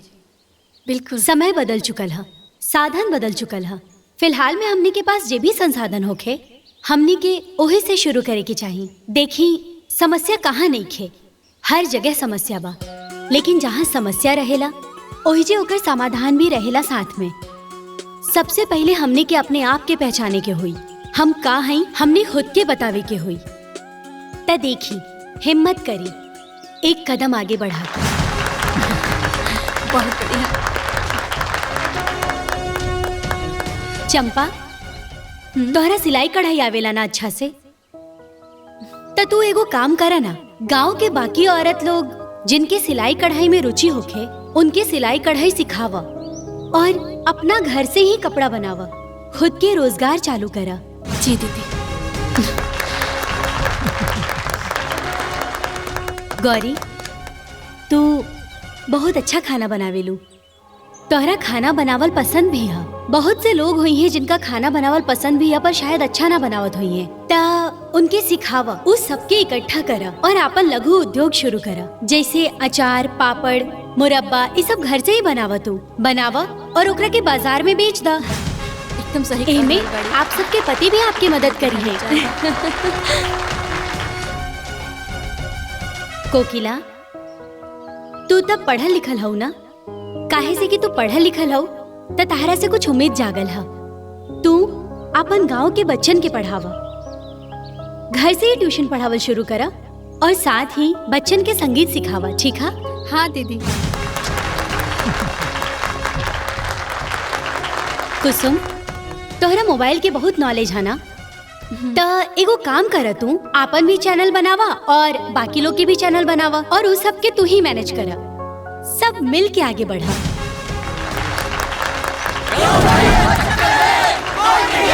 सरस्वती देवी, सरस्वती देवी, सरस्वती देवी, सरस्वती देवी। बंद कर, बंद कर, बंद कर। का गाँव वाला लोग गाँव के लड़का के छोड़ के अमेरिका वाले के पीछे झुलाइल बड़ा लोग। हाँ, का में ना आई, कुल झूठ बोलतिया। अपने जैसन तोहन लोगन के बेवकूफ बनाई, बिगाड़ के रख दे। खाली बर्तन बजा के भजन गई बा लोग। बहुत पछताइबा। एक दिन तोहन लोगन के पता लागी कि तोहन लोगन के बरगलावत रहल हो, बेवकूफ बनावत रहल हो। अरे तू का राजनीति करबू? राजनीति करब हम गांव तुम्हारा प्रधान बने चलल है। अरे प्रधान बनी फुलमतिया। बलवंत जी, खुद भाषण देवी से अच्छा रही तनी फूलमती देवी जी के सिखा देती। अरे भैया, प्रधान बने के बाद काम आई, वरना जे खुद ना बोल सकेली वो प्रधानी का करिए। सरस्वती देवी, सरस्वती देवी, सरस्वती देवी, सरस्वती देवी, सरस्वती देवी। अरे भाई रुक बा।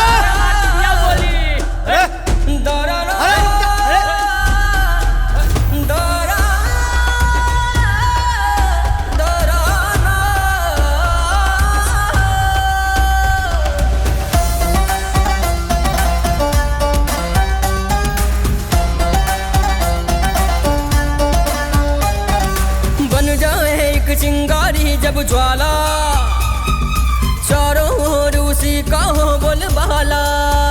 हो बन जाए एक चिंगारी जब ज्वाला, चारों ओर उसी का हो बोलबाला। खड़ी हो जो सुख दुख में सबके बांटे सबको प्यार। सारी दुनिया करे उसकी जय जयकार, सारी दुनिया करे उसकी जय जयकार। निधर दादा धनि धनि गने धनि धनि धर दादा धनि धनि बनी दा निधर दादा धनि धनि गने गने धनि धर दादा धनि बमरे दा।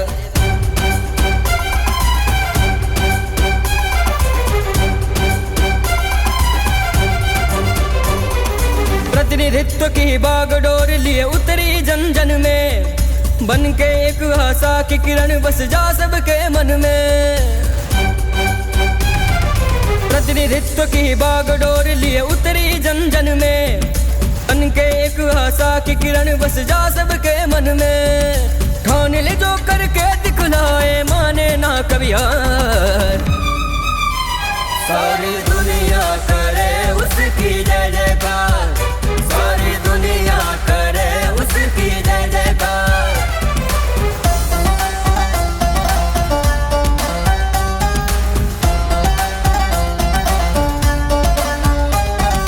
देख के जिसका अदम्य साहस दुश्मन भी घबराए, ईश्वर जिसके साथ खड़ा हो उसको कौन हराए। देख के जिसका अदम्य साहस दुश्मन भी घबराए, ईश्वर जिसके साथ खड़ा हो उसको कौन हराए। कदम से कदम मिला के चले भर जीत की हुंकार। सारी दुनिया करे उसकी जय जयकार, सारी दुनिया करे उसकी जय जयकार, सारी दुनिया करे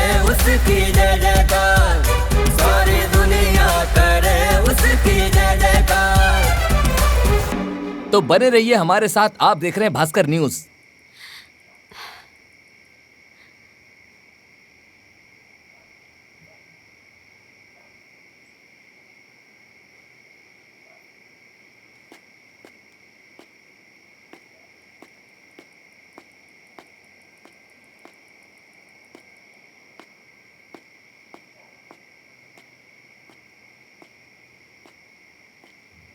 बेटी अरे बैठा बैठा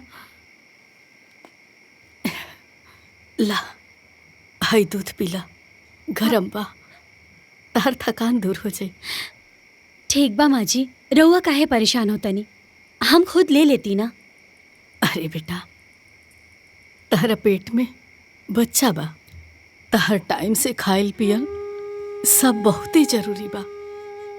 तू तो जानते बाड़ू कि ये हमनी के खानदान के आखिरी निशानी बा।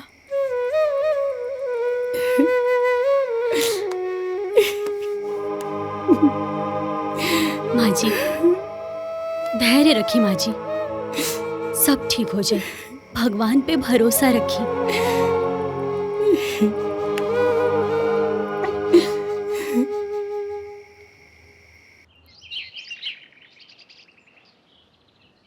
का मोती बड़ा ढींग हाकत रहा कि चुटकी बजा के चुनाव जीत ले। इतना दिन हो गए, कुछ माहौल समझ में नहीं के आवत। ना ना जीजा जी, माहौल तो खूब बनल बा। घंटा बनल बा, माहौल बनल बा, माहौल बनल। देखा टाइ कितना माहौल बनल बा। अरे रउआ बिना फटाक से गुस्सा जाला। अरे आपन केवल औरतन में पकड़ नहीं खे हो पावता, उस सरस्वतिया औरत के फायदा उठावता। असल बात ये है भैया कि महिला होखले का भरपूर फायदा उठावत है सरस्वतिया। तो असली बात ही है। हाँ तो काम करा लोगन, आगे से जितनी भी जनसभा हुई हर जनसभा में फूलमती के ले चला। जितनी औरत बानी सब के सब फूलमती से प्रभावित हो जाए। ठीक बा? वाह भैया वाह, एकदम रौला मचा दी है। अब देखे कि होई का होता। का हो खदेरू? प्रणाम भैया। बैठिए और हो नंदलाल? बैठल जाओ बैठल जाओ। और बताओ भाई, बढ़िया, तुम लोगन के गांव में सब ठीक ठाक चला था नु? हाँ भैया, हम लोग तो ठीक बानी। आपन बताइए भैया जी। आपन का बताई, आपन तो जनता बड़ा नु कि चुनाव में हमारी पत्नी फूलमती खड़ी बनी। बस अभी जान ला भैया कि चाहे जैसे ताकत लगा दा, जीत हमरे होके के चाहिए। अरे ये कोनो काहे वाली बात बा? भला रउआ के छोड़ के हम सब लोग कहाँ जावल जाए? अरे बहुत बढ़िया। एक बात बतावा भाई साहब लोगन, अगर हमरे भैया के छोड़ दिहल जा तो पूरा गांव जवार में क्या वैसा लीडर मिली? आए अभी लंदन से आयल बाटी, लंदन अमेरिका से बहुरिया, पूरा गांव फुदकत बाटी। ई तोहर लोगन का नेतृत्व कर पहिया 5 साल। बहुरा पागल बड़े। एगो बात बताओ भैया, जे अपन घर परिवार ना संभाल पावत हो वो गांव के मेहरारू को संभारी? हम तो के बताई, सतर्क रहा लोगन। हमारा तो साजिश लगा था, तो लोग संभर जा, ना तो वो मेहरारू गांव के सब मेहरारू के चौपट कर दी। हाँ ए जी, हाँ तू कोनो जादू करनी बिया का जे रउआ सब केहू के समझा रहल बानी? फूलमती, जब तोहरे कुछ समझ में ना आवेला तक काहे मुंह खोले लू अपन? चुप रहो, हमन बतियावत तानी। हाँ तो भाई, हम जवन कहत तानी तवन समझ रहल बाड़ा नु? हाँ खूब समझ रहल बानी। हम लोगन के सोच समझ के ही आगे कदम उठावे के पड़ी। हे भैया, हम तो बहनियौरे आइल बानी, ये हमार जिज्जा हमार जिज्जी। हमका तो ज्यादा ना पता बा, लेकिन इतना जानत है जब से लड़की घरे आइल बा अपन पूरा घर खा ले गेल। देखा हमका बहुत डर लागता। अब ओकर नजर जौन में ना पूरा गांव पे पड़ा बा। बचिया भैया, ना तो पूरा गांव वीरान हो जाई। ना हम ही ना होके देव, रउआ निश्चिंत रही। हम लोग बलवंत बाबू के साथे बानी। वाह, जीत इन्हीं के होई। अरे भाई एकदम। तो हम लोगन समझदार हवा, गांव के प्रगति खातिर आपन जिम्मेदारी समझा और चुपचाप सबके समझा दा भैया। ठीक बा? और बाकी कोनो चीज को कमी होई तो हम माने लूं भैया। आराम से, आराम से। पूरा गांव सुन ले, पूरा गांव में माहौल बनाओ। अच्छा जाके सबके बता दो। ठीक बा?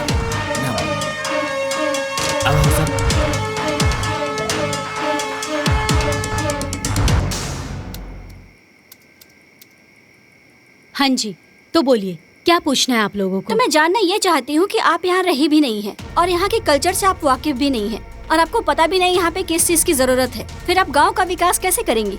देखिए, जैसा आप सोच रही हैं वैसा बिल्कुल भी नहीं है। आजकल जमाना बहुत ही ज्यादा टेक्नोलॉजी के मामले में आगे बढ़ चुका है।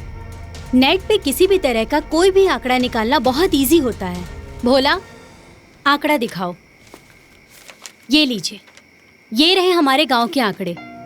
हमारे गांव में कुल 7,885 लोगों की जनसंख्या है, जिसमें से 40% जनरल, 25% ओबीसी, 20% एससी और 15% माइनॉरिटी। मुझे पता है कि मेरे गांव में सबसे ज्यादा किस चीज की आवश्यकता है। फिलहाल में हमारे गांव में मूल रूप से जो सबसे ज्यादा जरूरी है वो है महिलाओं का रोजगार और शिक्षा एवं कृषियों को अच्छी व्यवस्था की जरूरत है, और कुछ लोगों को आवास और शौचालय की भी जरूरत है। तो इसके लिए आपने क्या सोचा है?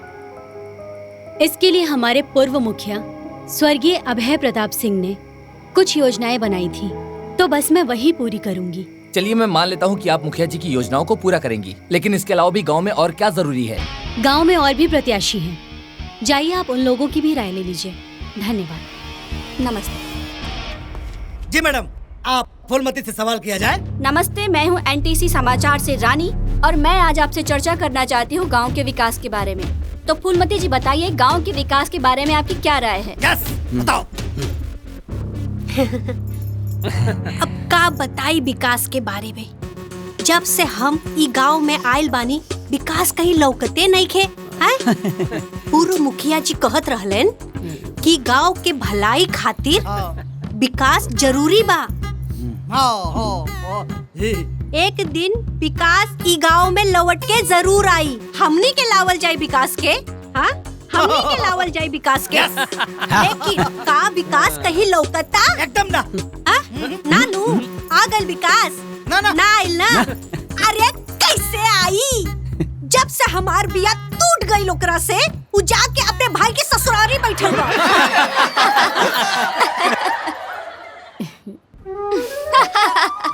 अरे आवे के नामे नहीं खेले। अब रउआ लोग के कोनो और इंटरव्यू चाहिए तो विकासवा के लगे चल जाओ करे ससुरारी, ले ला इंटरव्यू। अरे पगली, ये विकास के बारे में बात करत हूँ। विकास मतलब उन्नति। अच्छा, उन्नति। वो विकासवा के मेहरारू हमार सहेलिया। अरे सतई में नाम कटवा लिए रहलू। हाँ, 7वीं क्लास में हमारे साथ छोड़ दे। अरे उन्नति मतलब प्रगति। गांव में जवन विकास भलो, तरक्की भलो, डेवलपमेंट भलो, ओकरा बारे में बात करता है। बस समझ गई नी, समझ गई नी। हमरा के पता बा। देखी रहुआ लोग, हाँ सबसे पहले मोती के नाम से कोटा ले।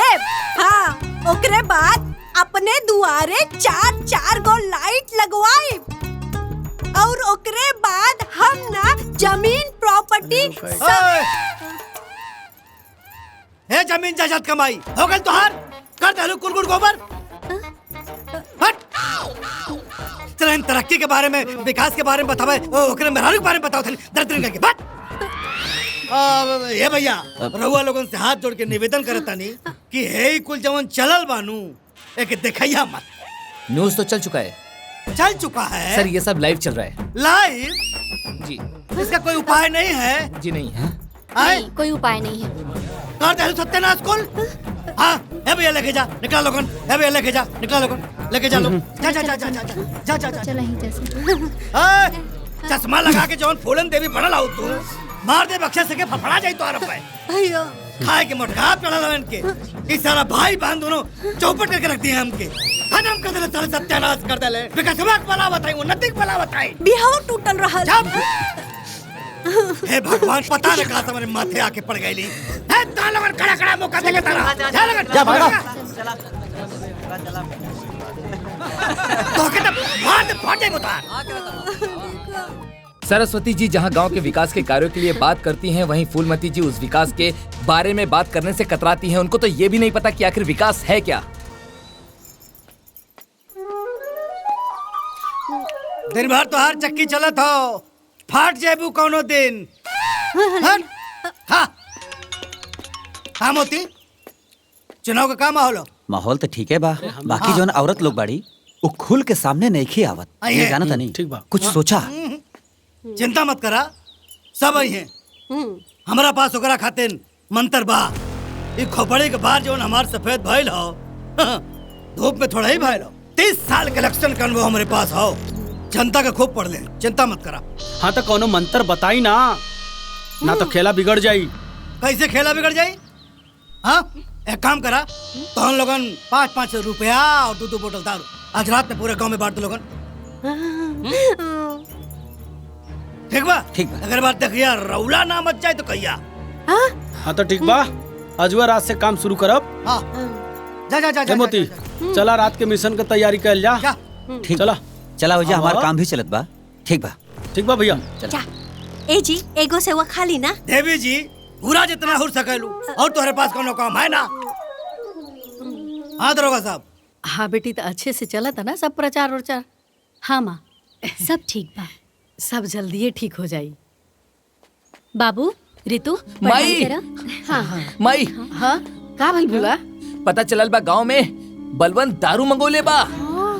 उ रात में दारू और पैसा बाटी, ऐसे तो हमने इनके माहौले खराब हो जाई। हे भगवान, ई का करिया सन? अब का होखी माई? कुछ ना होई, रोआ लोग चिंता ना करी। चली तैयार हो जाई, प्रचार में चले के बा। हाँ बेटी, चल हमनी के तैयार बन जा। चल रे, चल चल भोला। चली आई। भाग।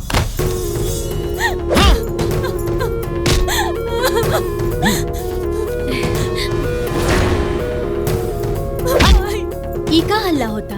अरे मैडम, उ छठुआ हा, ओकर रोज के ड्रामा बा। रोज पी पा के आवेला और अपना मेहरारू के मारेला पीटेला। चले चल के दिखा था। मैडम, औरत पे हाथ उठा के ढेर अपना आपके मर्द समझता रखा? हाँ ए मैडम, हमरा के ढेर मत समझाए। ये हमार मेहरारू बिया, चाहे मारी चाहे गाड़ी, रहुआ के बोले का अधिकार नहीं खे, समझ ली? बहुत बढ़िया, सुन लेला लोग। हाँ, इस सरजू ना, सरजू के शराब बोला था। अभी भी समय बा, तू लोग आपन आपन मर्द के संभाल ला लोग। ये इलेक्शन आवत जात रही और इलेक्शन में दारू के बोतल बटत रही, लेकिन उन नुकसान के बाद होखे वाला बर्बादी में तोहनी लोगन के साथ देवे वाला केहू ना रही। चली माँ जी।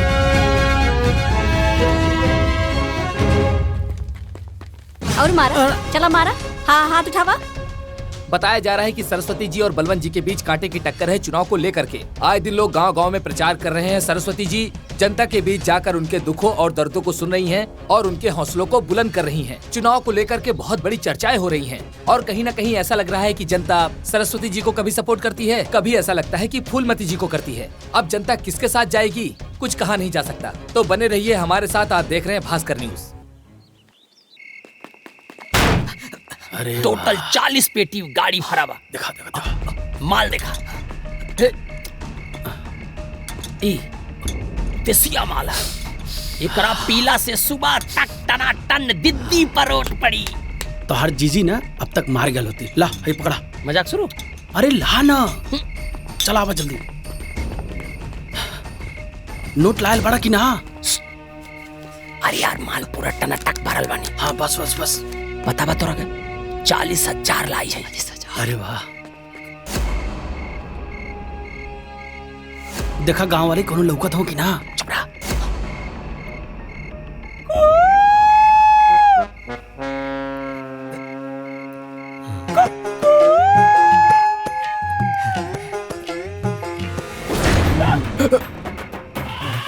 ढेर दारू पिए के शौक चढ़ेला तो के? कुल दारू पिए के शौक निकाल दे तो हर हम।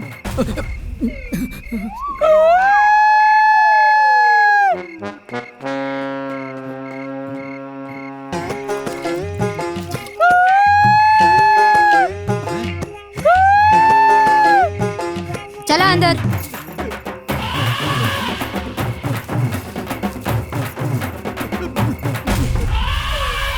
अरे कौन सिग्नल देत बा? न तोहरे आवाज में दम बा, न तोहरे सिग्नल में दम बा। अभी तक के वायल ना। चुप रहा। तोहरे ही शहर से हमार जीजा 30 साल से चुनाव हारत बा। दे करत रहा। शांत रह।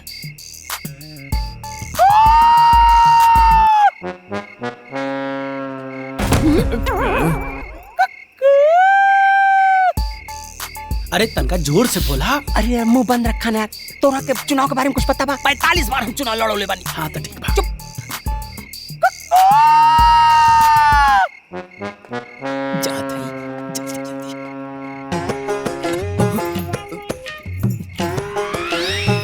ये कैसे जान गई?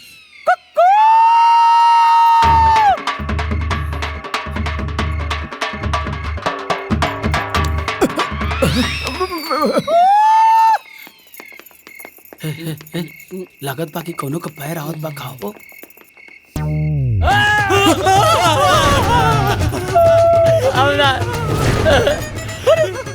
दारू गाड़ी ना लिए मोरो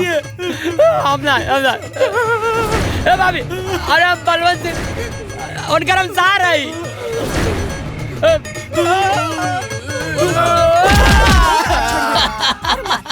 मार मार मारी बेलना लेके वोट मांगत रहले। बेलना मार मार इनकरा के। पकड़ा पकड़ा मार एकरा के। पकड़ा पकड़ा अरे रुका, कहां भागत बड़ा? रुका। पैसा बांटत रहले, राते राते दारू बांटत रहले। ला वोट लिहा वोट। भागत कहां बाड़े? रुका रुका ना।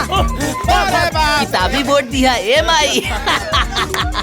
मारा दबा के। पकड़ पकड़ एकरा के पकड़।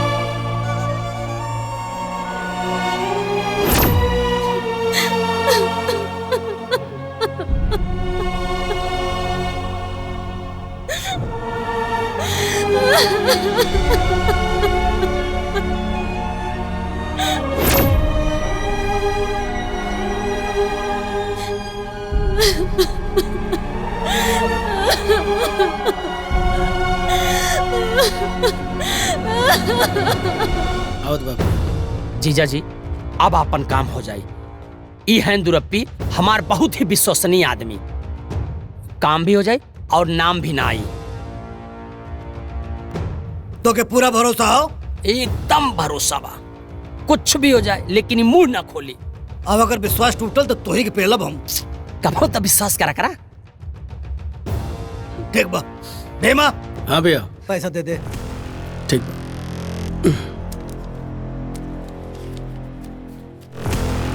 हेलो।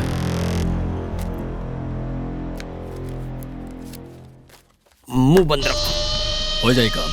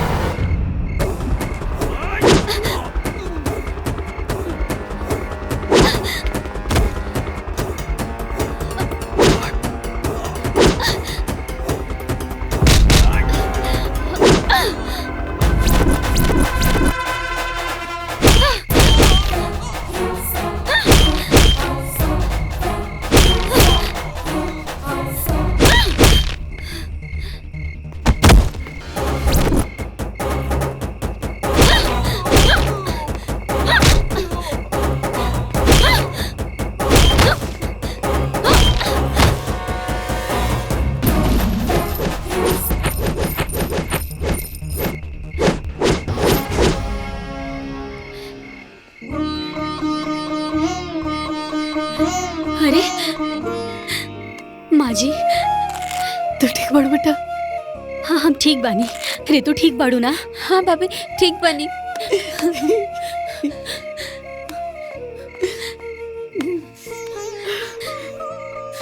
भोला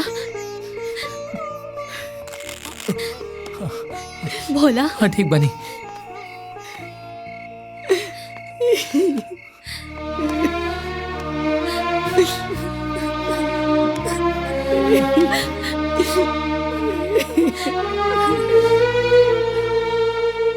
इस वक्त हम धर्मापुर ब्लॉक पर हैं, जहां पर दोनों प्रत्याशियों की वोटिंग चालू है। ऐसा बताया जा रहा है कि दोनों प्रत्याशी एक दूसरे पर भारी पड़ रहे हैं।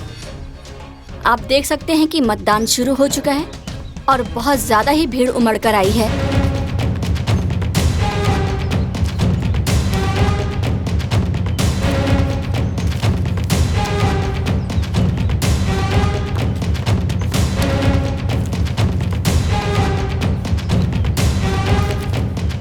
अभी तक माना जा रहा है कि 70% वोटिंग हो चुकी है, 30% बाकी है, जो कि 5 बजे तक हो जाएगी।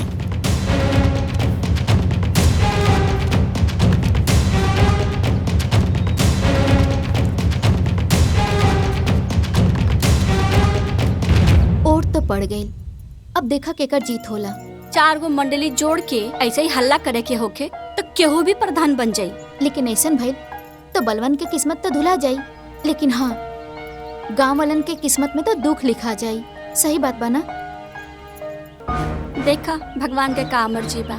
अब तो काल वोट गिनला के बादे पता चली कि का होखे वाला बा। बलवंत के पलरा भारी लगाता ई बार उहे जीते हैं। ऐसा ना बा, पूरब के टोला के वोट बलवंत भैया के झाड़ के गइल बा। उत्तर के टोला से लेके दक्षिण के टोला तक कुछ न कुछ वोट बलवंत भैया के पड़ल बा। तो इसे हमरा के लागता कि इस बारी बलवंत भैया ही जीत जेही सही से। लेकिन कानो कान खबर मिलल बा कि सरस्वती के भी वोट सही पड़ल बा। भैया अभी कोनो भरोसा ना कल जा सकेला जबले रिजल्ट ना आवे।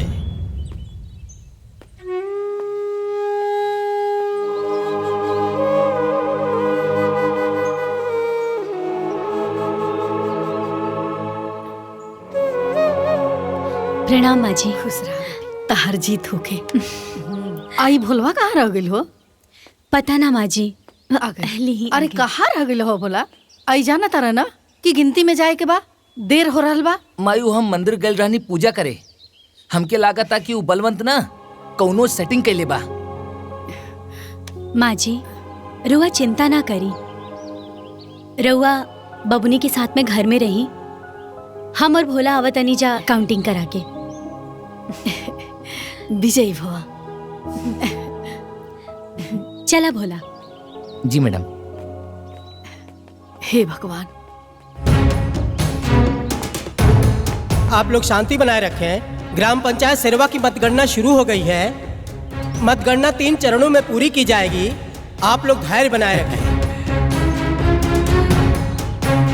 चले क्या? सेरवा ग्राम पंचायत की पहले चरण की मतगणना पूरी हो गई है। फूलमती अपने निकटतम प्रतिद्वंदी सरस्वती से 150 वोटों से आगे चल रही है। देख लिया क्या जी? ये सब हमार दिमाग के कमाल और हमार सेटिंग के कमाल है।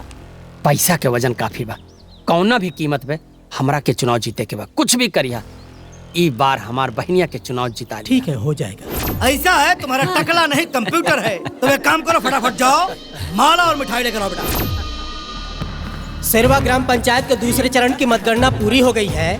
दूसरे चरण में सरस्वती अपने निकटतम प्रतिद्वंदी फूलमती से 350 वोटों से आगे चल रही हैं। सरस्वती देवी जिंदाबाद! सरस्वती देवी जिंदाबाद! अरे भैया अभी तीसरा डब्बा बाकी हो। शांत रहा, आगे गिनती बाकी हो। सेरवा ग्राम पंचायत की तीसरी और आखिरी चरण की मतगणना पूरी हो चुकी है। तू देख लिया। सरस्वती अपने निकटतम प्रतिद्वंदी फूलमती से 750 वोटों से विजयी घोषित की जाती है।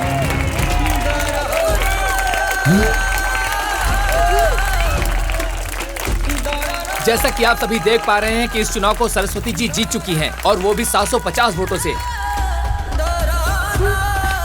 सरस्वती देवी! सरस्वती देवी! सरस्वती देवी! सारी जनता में खुशी की लहर उमड़ पड़ी है। जैसा कि आप खुद देख पा रहे हैं कि जनता सरस्वती जी से कितनी ज्यादा खुश है। ये इतिहास की सबसे बड़ी जीत है क्योंकि आज तक ऐसी जीत कभी हुई नहीं है। सरस्वती जी ने साबित कर दिया है कि ये एक बहुत अच्छी मुखिया है। सरस्वती देवी! सरस्वती देवी! सरस्वती देवी! का हो बोलबाला, खड़ी हो जो सुख दुख में सबके बांटे सबको प्यार। सारी दुनिया करे उसकी जय जयकार। सरस्वती देवी! सरस्वती देवी! सरस्वती देवी! सरस्वती देवी! सरस्वती देवी! सरस्वती देवी! सरस्वती देवी! सरस्वती देवी! सरस्वती देवी! सरस्वती देवी! बनके सरस्वती देवी! मन में सरस्वती देवी! सरस्वती देवी! जन जन सरस्वती देवी! की किरण बस जा सबके मन में। ठान ले जो करके दिखलाए माने ना कभी हार। इस समय हम सरस्वती जी के घर के बाहर खड़े हैं और सारी जनता उनके घर के बाहर है और बहुत ही ज्यादा खुश है जनता। सरस्वती जी ने इस चुनाव को अपने दम पर ही जीता है और वो भी 750 वोटों से। उसकी जय जयकार, सारी दुनिया करे उसकी जय जयकार, सारी दुनिया करे उसकी जय जयकार। प्रणाम माँ जी। खुश रहा बेटा। आज हम बहुत खुश बानी। तू हमारा कुल के मर्यादा रख देलू। तू हमार बहू ना, हमार बेटा बड़ू। तू हमारा खानदान के मान सम्मान अभिमान बड़ू। तहरा पे हमरा बहुते गर्व हो रहल बा। ना माँ जी, अभी हमार कर्तव्य पूरा नहीं खे भइल। भोला जी मैडम। फोन दा।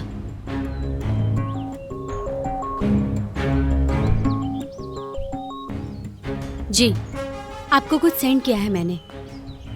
जी।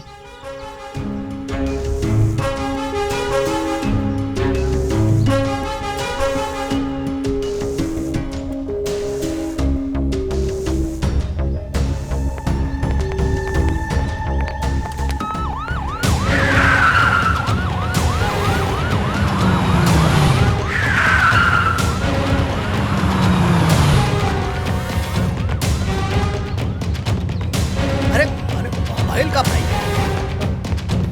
कहाँ ले चलता पहले कहाँ है? अरे भाई हमार गुनाह बतेवा लोगन बताइए, ये तो गलत हो रहा है। अरे भाई कौन लोग हटा यार, माइक लेके आओ था। ना ना हमको कुछ नहीं क्या बोलेंगे। हाँ बलवंत जी बताइए। अरे हम बताना ही होगा। ना ना ना ना ना ना ना लालच में मुखिया जी की हत्या की थी। हम कुछ ना बोला, हम कुछ ना बोला भैया। इन्होंने सत्ता के लालच में आकर मुखिया जी की हत्या की थी। जांच पड़ताल के बाद पुलिस ने इनको गिरफ्तार कर लिया है। बहुत बड़ी खबर का खुलासा हुआ है। पूर्व मुखिया के परिवार जिनकी हत्या हो चुकी थी, उनकी हत्या का खुलासा हो चुका है। उनकी हत्या में उनके गांव के ही बलवंत सिंह, भीमा और मोती हैं। उन्हें आज ही पुलिस ने पकड़ लिया है। नमस्कार, आप देख रहे हैं भास्कर न्यूज। आज हम फिर से एक बार शेरवा गांव में पहुंच चुके हैं, जहां पर सरस्वती जी ने अपने प्रतिद्वंदी को हरा करके ग्राम प्रधानी का चुनाव भारी मतों से जीत लिया है।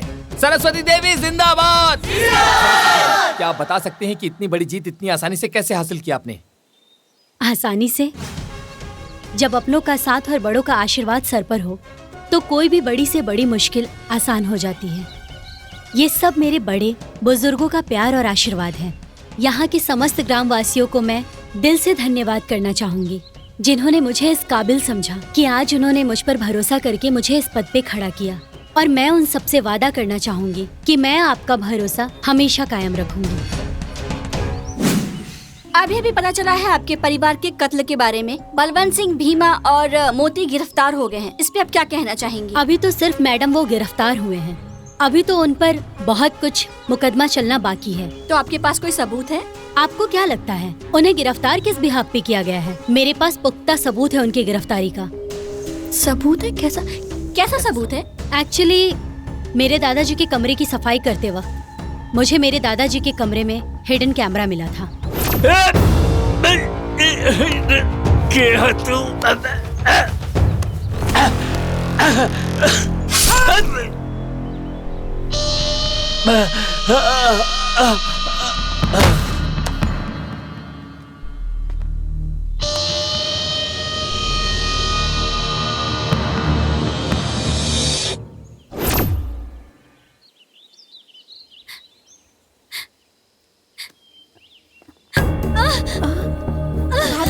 भाभी कहाँ हो गई?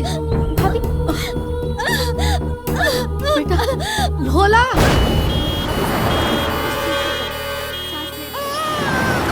बधाई हो, लइका भइल बा। भगवान के आशीर्वाद से जच्चा और बच्चा दोनों ठीक बाड़े।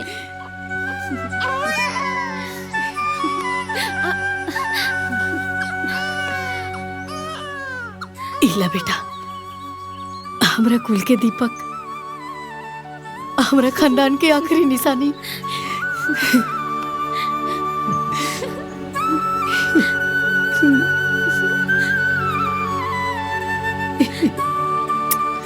बधाई हो।